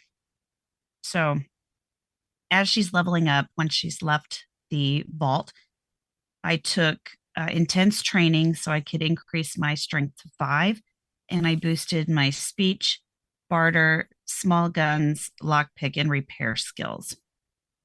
So of course, I come out of the vault and have that breathless feeling of wow that we all get when we first come out of Vault 101 and we look around and we see this huge world open up before us.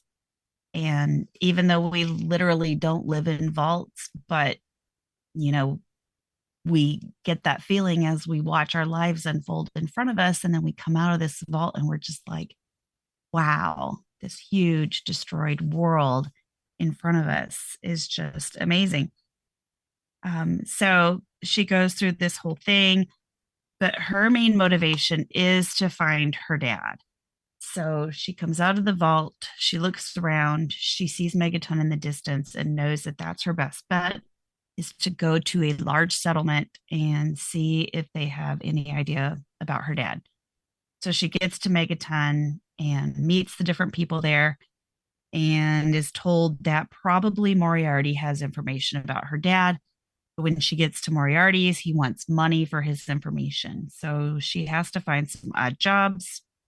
So we go looking for odd jobs. We find out that we can help repair the pipes, the leaky pipes in Megaton, and make some money that way, which we did, and made some caps and sold some scrap steel to the man, Walter, I think it is, that takes care of the water and the water filtration systems there in Megaton for the people.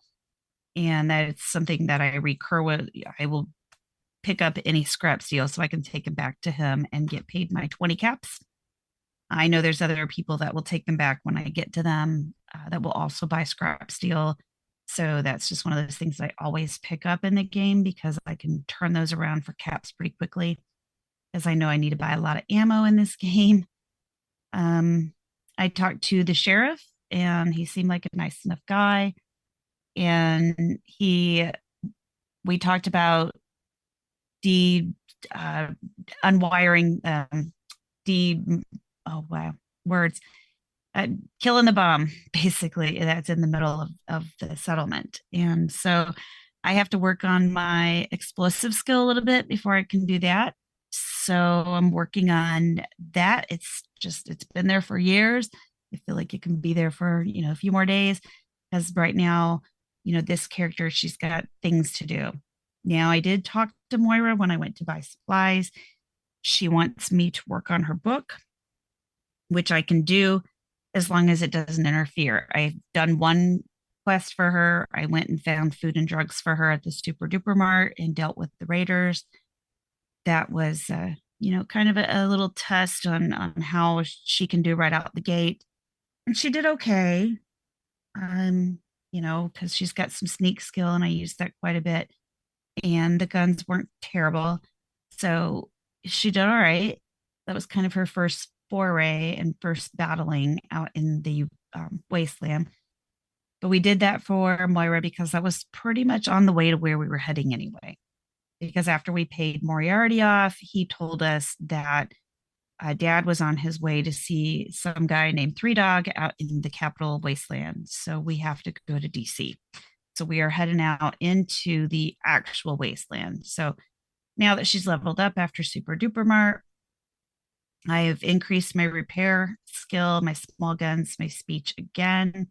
I took the Black Widow perk because it always seems like a good one to take because it gives me extra damage against males. And a lot of these characters out there are male characters. It's so true. It gives me a better advantage on them.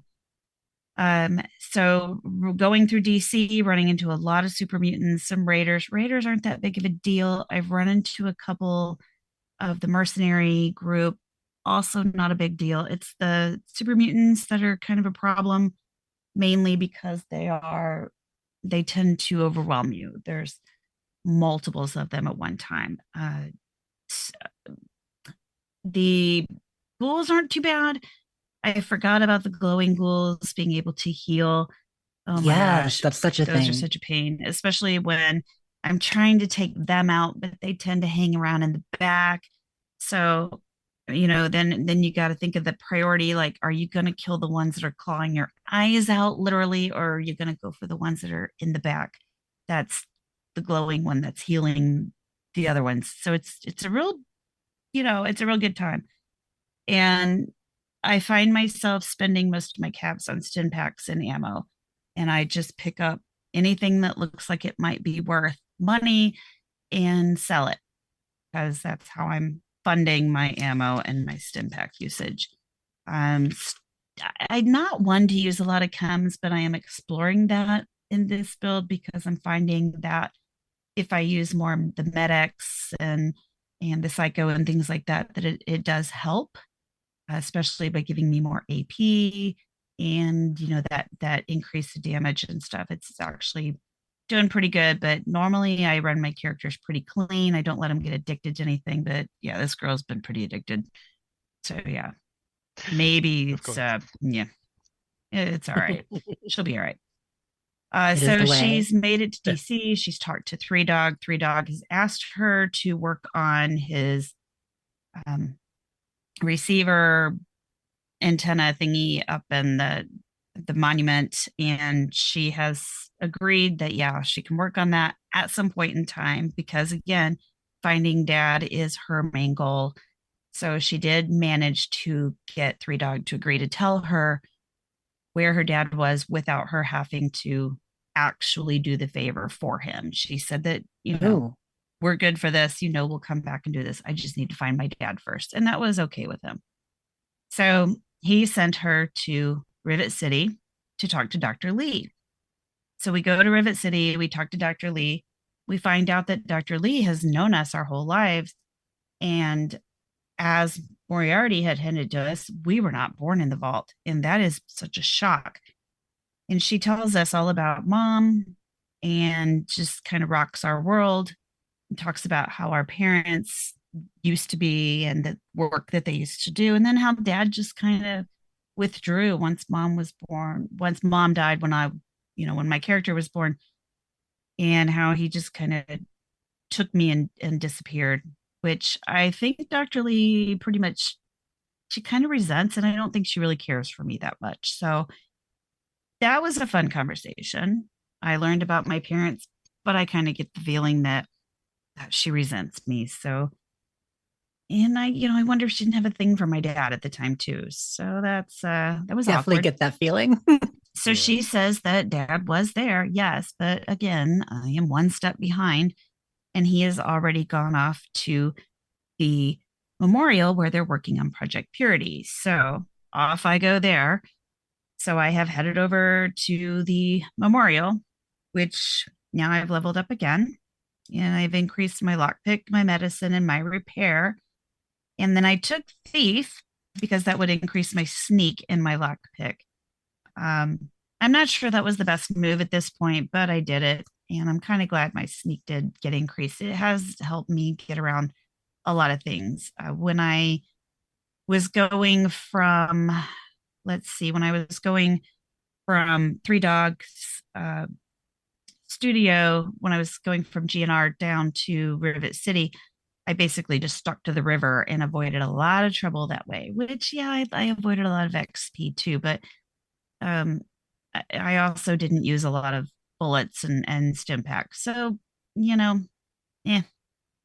half a dozen Nice. of one, six together. So I did run into some muties as I went over to the memorial, of course, because they're all over the place. So took a good few out there, and made it to the monument, cleared all that out, found out that dad had been there, and yet again, one step behind, listened to his holotape about how he has now gone off looking for yet another colleague, somebody named Dr. Braun, who's at Vault 112. So now I'm in the process of heading off that direction, and I'm trying to make my way out of DC at this moment to head out towards Vault 112. I figured I might pick up another side quest or two. I think I actually decided to go ahead and pay Three Dog back for his favor, because Good. I felt like that was just the right thing to do, since I think that this next part of finding my dad is going to take a little longer. Since I am in the area, I think I'm going to go ahead and do this thing for Three Dog. Not to mention, if I do this, I can get his radio station outside of DC, and I kind of like his tunes, so I'm going to go ahead and do that for him. So that's my playthrough thus far. I haven't had as much time to play as I wish I did, but hopefully next week maybe I'll get a little bit more, and I'm really enjoying it, and thank you for including me on this playthrough. I'll talk to y'all next week. Okay, well, thank you so much, Dawn. Yeah, she mentioned to me ahead of time that it had been so long since she had played Fallout 3 that she wanted to focus very much on the main story before we got to the DLC. She's like, I want to do a main story run. I want to absorb all of that again and really get to know the story of the game without too many side quests until the time comes. But she wanted to get that in before the DLC. So obviously has made good headway already. Her character, if you didn't get that, is aiming for a neutral karma. So going up and down a bit, going to get Butch as her companion, which don't know if she'll be able to do that before the DLC. As we've mentioned, companions won't play as big a role in the DLC because you can't bring them. But in order to get Butch, you need to get to the point where you get the trouble on the home front mission, which is not going to happen until you're a good ways into the main quest. So we'll see what happens there. But yeah, thank you so much, Don. That's welcome back to Fallout 3, and thank you for sending in feedback for this season. Do any of the DLCs introduce new followers that can be brought back to the Commonwealth? Not Commonwealth. Where are we? Capital Wasteland? I don't think any of them can come back. And there aren't real followers anyway. There are things that you can do missions with. I think more in Point Lookout than the others. But yeah, I don't think anyone can come back. In fact, Point Lookout is technically the only DLC you can come back to the Capital Wasteland in. The others, when you go to the pit, you're at the pit till it's done. When you go to the mothership, you're on the mothership till it's done. Okay. She talked about fixing Three Dogs radio so can hear it, throughout the rest of the map. Does his radio go away in the DLCs, like when you're in the pit and Alaska or wherever? Yeah, I don't think they had Three Dog on the radio during Operation Anchorage. But that's a good question. I don't know that I ever tried listening to GNR in them. And yeah, I would guess not. Yeah. If so, did a damn good job fixing that relay tower or whatever.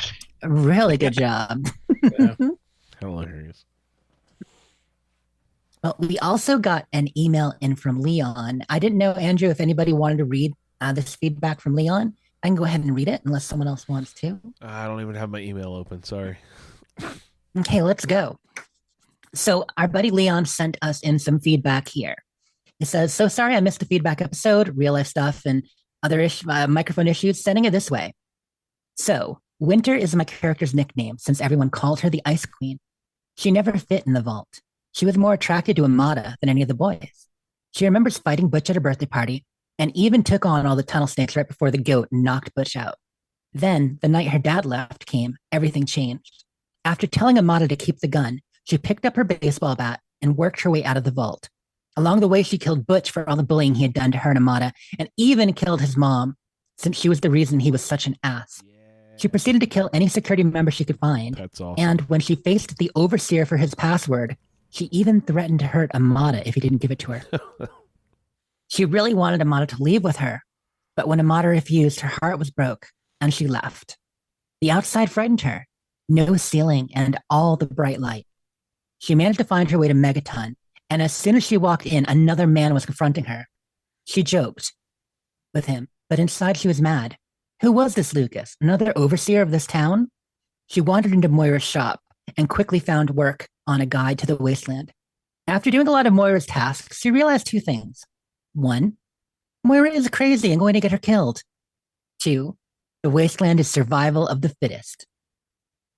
After constantly sleeping in the chair outside Moira's or using ragged beds out in the waste, she finally talked to Moriarty and bought the info about her dad. After that, she went to the bar to think and saw that monster behind the bar. Gah! So gross. Right then, let's go see if what she heard about Nova was true. Yep, it is. But it was too expensive for a long-term room. So she meets this Mr. Burke with an offer that would let her have a safe place to live. Okay, she agreed because she wanted a safe place to live and rigged the bomb. Making her way to Tenpenny Tower, another monster outside, but luckily they run this Roy guy off. Inside, she presses the button and boom! Finally a place to rest.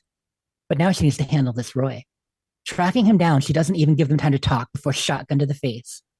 Then she goes back to Megaton to see the crater and wait, Moira's alive? She's a monster? They were human once? What has she done?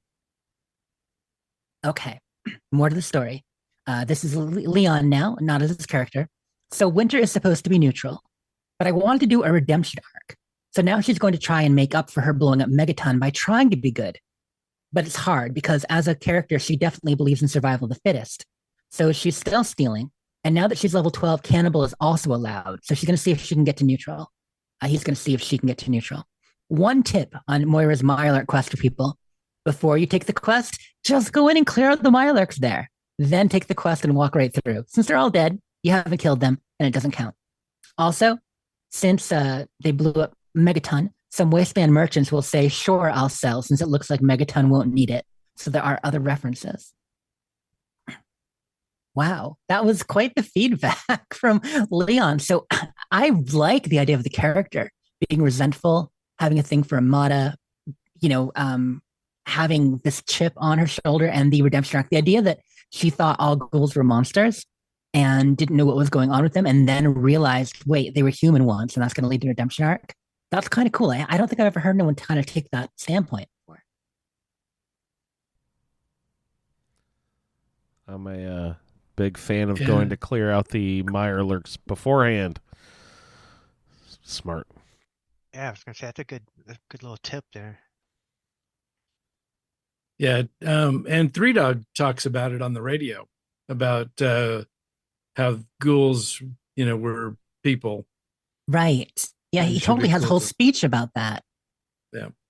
Yeah, that makes sense. And obviously, her character wouldn't have heard Three Dog yet, not having fixed GNR. Mm. If that makes sense. Well, I Common mean, misconception. you can still pick it up. You can pick it up in Megaton. Yeah, Before it's you pick iffy. It's a little faint, but it's there. Yeah. What's the real message or content of Three Dogs' ghoul speech? Like, is he just being formative, or is he trying to build sympathy for ghouls for some reason? It's a big ghouls are people too. It's a sympathy speech. Ghouls are people too. Don't be prejudiced assholes. Is basically Although he does give him grief if you let the ghouls clean out Tenpenny Tower. He'll mention that they might have gone a little bit too far. He even means feral ghouls as well. No, he says that the ones down in the metro, you kill as many of those as you want because they're crazy. They're mindless. Yep. Does every ghoul end up feral? Well, that's the whole point of lore, Andrew. And the idea is that every ghoul has that hanging over their head. Am I going to go feral someday? Is it a progressive thing? We've seen in some cases that happens, like, for instance, the story of Kitty Kingdom, where little by little all the ghouls there went feral. But that's also an especially irradiated location. We don't know that every ghoul will go feral over time, but it seems like a lot do. Yeah, there's a terminal with that talks about that in Croup Manor in Fallout 4 too. Right, in the basement as his family went feral. Yeah, little by little over time. And like I said, I don't know that every ghoul will. There are some that may never, but it's hanging over their head. We meet ghouls that are 250 years old and haven't gone feral yet and don't even feel like they're going to, but you just don't know. Makes me think about Lou, in 76. And that's before, ghouls were even really much of a known factor at that point, because the few that had been in Appalachia were driven off. And we don't know that Lou has met any other non-feral ghouls, I don't think. And that's why he's actually thinking about ending it in his personal quest in Fallout 76, is because he doesn't want to go feral. And it's his biggest fear. So, yeah, I'd have to look. I don't think there's a definitive answer. Do you think, Ray, do you think the Croup Manor thing is pretty definitive, or? No, because there's too many examples of, ghouls that aren't feral. Right. In Fallout 4, if they were all going to be feral, then they would have been feral by then. Because it's like 210 years after. Yeah, whatever, that's right? my thinking of it. Yeah, that's generally how I've thought of it too. And so the ones that are in between, maybe they were not completely ghoulified in the same way. We don't even know what the genetic code is exactly that makes someone become a ghoul rather than not. Although there is talk about the science of that in the game. So that was all of our feedback. That was excellent. Thank you guys so much for sending it in. Lee, Leon, and Don. Appreciate it. And of course, next week is an official feedback week. So yeah, like Andrew said, record it, send it in to the falloutfeed@gmail.com. Did the Institute ever make synths that looked like ghouls? Not that I'm aware of. For like infiltration surface purposes or whatever? Huh. You'd think they would, but I don't think they did. I'm not even sure if they would have the technology, if they'd be able to control that. I mean, we know that they were only able to make synths with FEV using that in the mixture. You get a synth. Human ones. And you put them in the microwave for an extra 8 minutes. He melts a little bit, and voila.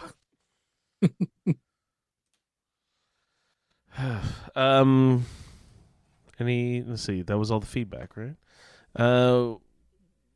Do we want to? Hey, Will, you said your Saip was pretty quick.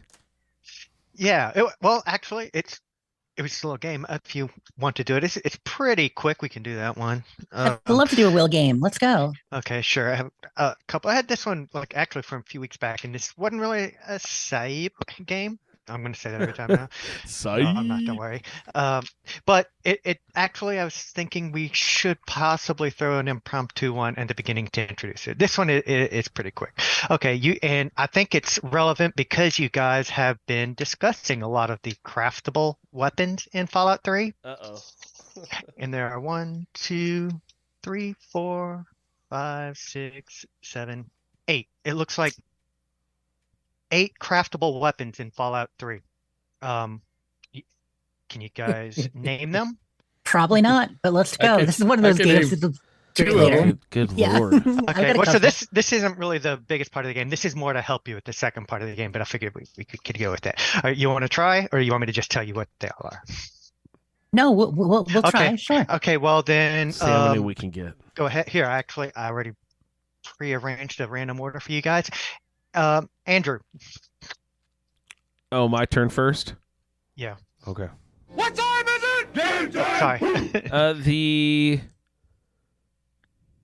Oh my god, I just blanked on the name. The fire sword Ray's carrying around. What the fuck is that called? The shish kebab. shish kebab, that thing, yes. Sorry. Okay, we'll give you that. Fire sword for the win. Fire sword. Oh, okay. Jess. We'll go with the Nuka grenade. Nuka grenade is one, yes. Okay, Ray. Thank you, Jess. Welcome. The rocket launcher. Rocket launcher, correct. Where's that one? Yep. Back to Andrew. I might be done.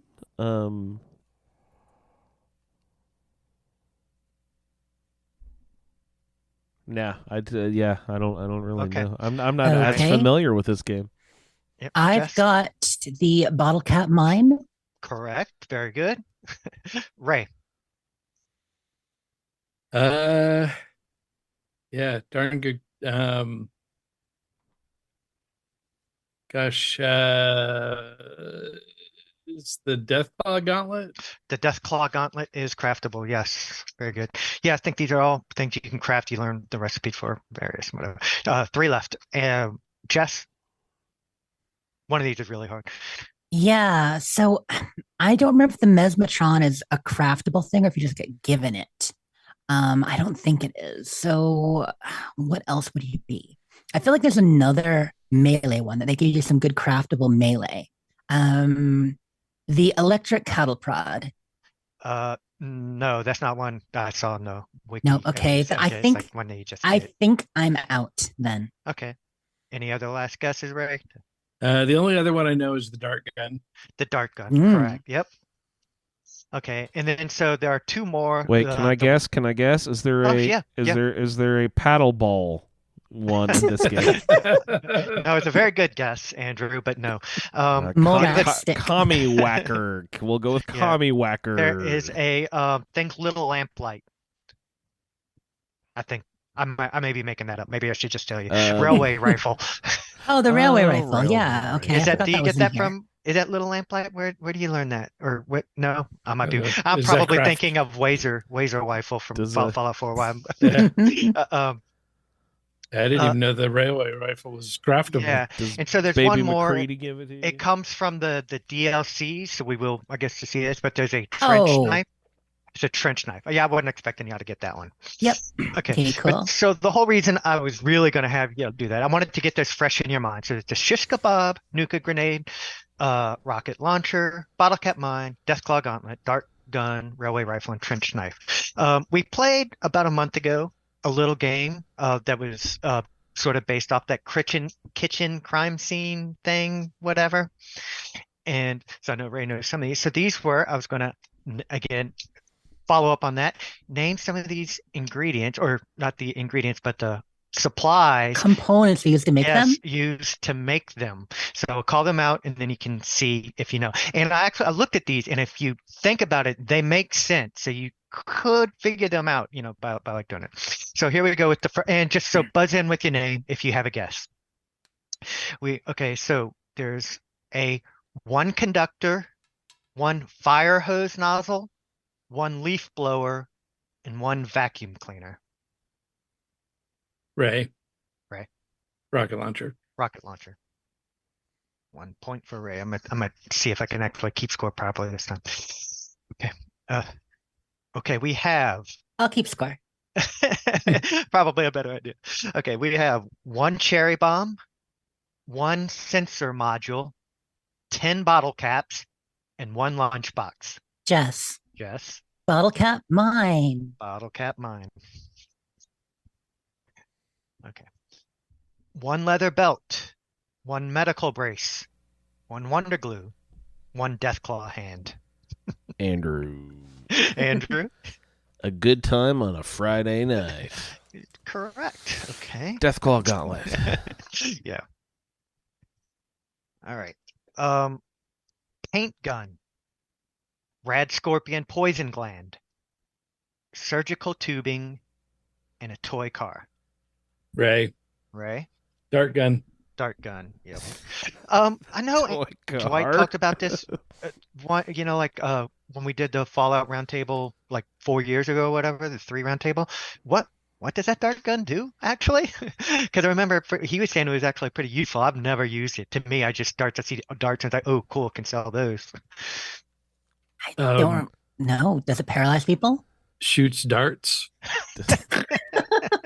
Ding, ding, ding. You are correct. Does it like paralyze people or knock anybody Yeah, well, it out? has a or... rad scorpion poison gland. I wouldn't put Yeah. it. But I remember Dwight made it sound pretty useful.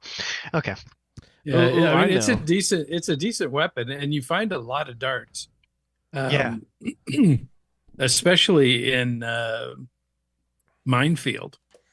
There's a bunch of darts in those houses. Yep. And so they're dipped in rad scorpion venom. So yeah, it does poison creatures. It looks like darts inflict additional poison damage on the target for 8 seconds unless they're non-organic. So, and it's also a silenced weapon, which makes sense. It's silent. So yeah, it can be a very effective stealth weapon. Okay. I might have to look into that being a sneaky character. Okay. We have one crutch, a fission battery, a pressure cooker, and a steam gauge assembly. Jess. Railway Jess. rifle. Railway rifle. Steam gauge assembly. Nice. Good. Y'all are doing good. I was a little, worried. Once upon a time, these are hard. Okay. We're spreading the love. Yeah. Okay. Brass knuckles, combat knife, and wonder glue. That's definitely the trench knife, Jess. That's Sorry. the trench knife. Yes, you're right. Okay. One lawnmower blade, one motorcycle gas tank, one motorcycle handbrake, one pilot light. I can see Ray laughing over there. Okay. Yeah. Yeah. I've got a huge collection of those 4 items to make my shish kebab. Shish kebab, yes. Okay, and last one here. A Abraxo cleaner, Nuka-Cola Quantum, tin can, and turpentine. Andy's got this one. Is that the nuker grenade thing? That's the Nuka grenade. Yep. Does the world refresh every like 28 in-game days or anything, Ray? Can you go get more of your shish kebab components if you go back to I don't know. I haven't tried to go back to a spot. I have to imagine they do at some point. But there's so many places to pick this stuff up when you're running around. And it's kind of interesting. So usually I'll find the gas tank and the handbrake together. Yeah, I've actually stumbled across some of that already, and I'm only level like 4, and I'm, it's all in the same room. There's like the lawnmower blades over there, and the motorcycle's over here, and right next to the motorcycle is a handbrake and the gas tank. Yeah. Yeah, the hardest one to remember is the pilot light. Oh I found that in the oven right across the way too. Yeah. Yeah, you just have to remember to look in the oven. Well, I always get all the pilot light anyways, because don't they sell for like 15 caps or something? Like so pretty decent. Yeah, I don't know. I never collect junk to sell. So the default in-game hours to respawn for a cell looks like it's 72 is the default. Oh, only 3 days? Wow. Is that 3 days? Yeah. Okay. That's not bad at all. Yeah, that's what it's saying is the default. Although that may depend on the difficulty. I'm not sure. Cool. Oh, another question. Does Sierra like... She likes, and that may be enemies, not items. She likes, now that I'm not thinking about it. Quantum, not Nuka-Colas, right? Right. Yeah. Okay. I mean, she loves it all, but Quantum's what you collect for her. But I was picking up Nuka-Colas, like, yay, Sierra. I was like, wait a second, I'm finding too many of these. These aren't what she's looking for. Yeah, it's definitely Quantums, and you need a lot of them too. Yeah. I've not stumbled across one of those yet. Is there a trick to finding those, or are they just sort of scattered? Yeah, they're around. They glow blue. You find them. There's a bunch of them in Super Same Duper old, Mart. same old. Bunch of them where? Super Duper, the Super Duper Mart that you go to from Moira. Oh, really? And I think I found a bunch under that stairs or something in Paradise Falls. Yeah. I noticed, since I'm playing Evil, that I have the opportunity to tell Moira to go fuck herself. Do you think that'll close off that whole quest? Because I kind of still want to do those things and get that book, you know.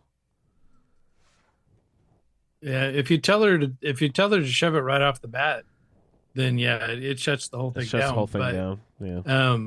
You'll have to agree to do all of the different There's a bunch. chapters. Mm-hmm. But I want to go to the Super Duper Mart and fight. You can lie to her and tell her you've done stuff. Yeah, you can. Yeah, almost right away on a lot of things. Do you have to have like a speech or charisma check for that? I don't know who would lie to Moira. I mean, seriously. This guy over here. I always want the higher perk. Right. So if you do her optional on the missions, you can't really lie about the optional. And so I generally do the missions and ask. But yeah, the option's there. And I believe it was Vanessa last week, or someone mentioned in their feedback that they were doing that in order to get them done quicker.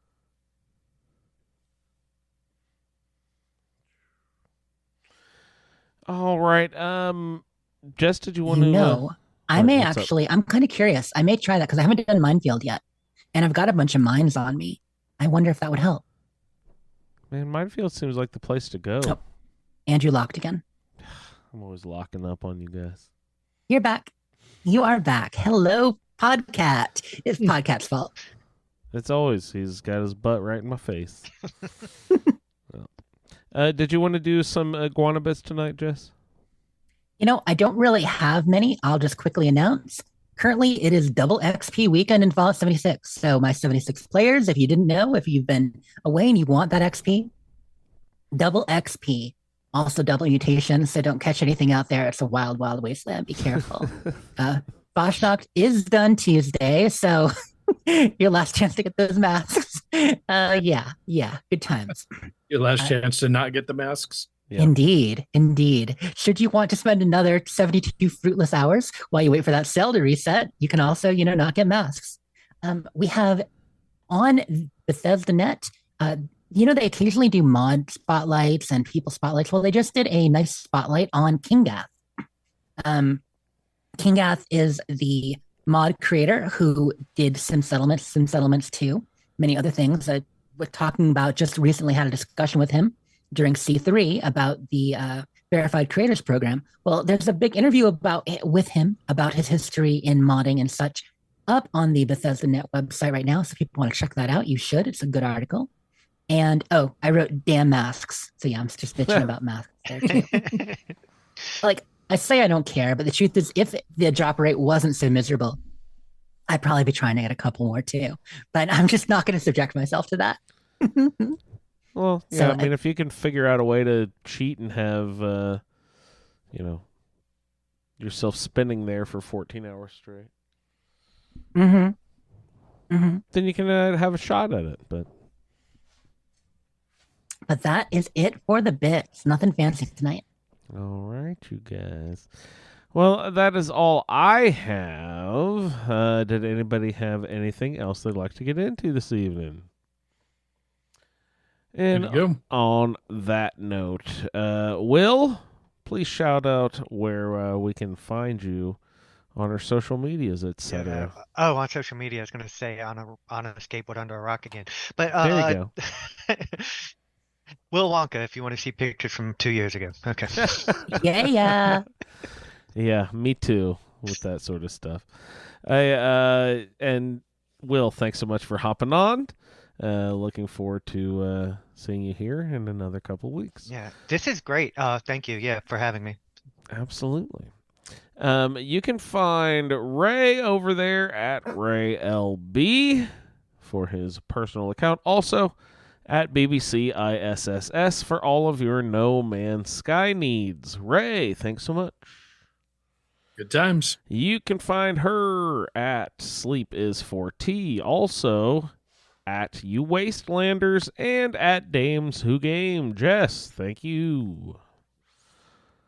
Have a great one, everybody. I am at Indie Android. The show can be found at the Fallout feed. I'd like to thank everyone for downloading this edition of the Fallout feed. We'll see you in the wasteland. Thank you for downloading this episode of the Fallout Feed Roundtable. If you are interested in doing a play-along character with us, the show can be contacted by emailing falloutroundtable@gmail.com. For the Roundtable schedule, our Amazon link, and all other show information, please head on over to asapodcasting.com, where you will find the Fallout feed, a Skyrimatic podcast, our YouTube channel, the Chatterbox, as well as other content. Once again, thank you for downloading, and we'll see you in the wasteland. Kind of rocks our world. Killing the bomb. Drink that nectar. You can only have so many sausages. Did you get lucky or did you have to wait a couple days? Keep it in your pants. Nice and powerful. Dash in, / dash out. You are a limp noodle. This place sucks. Take whatever you want, lover. Lover. They are thick with the residue of debauchery.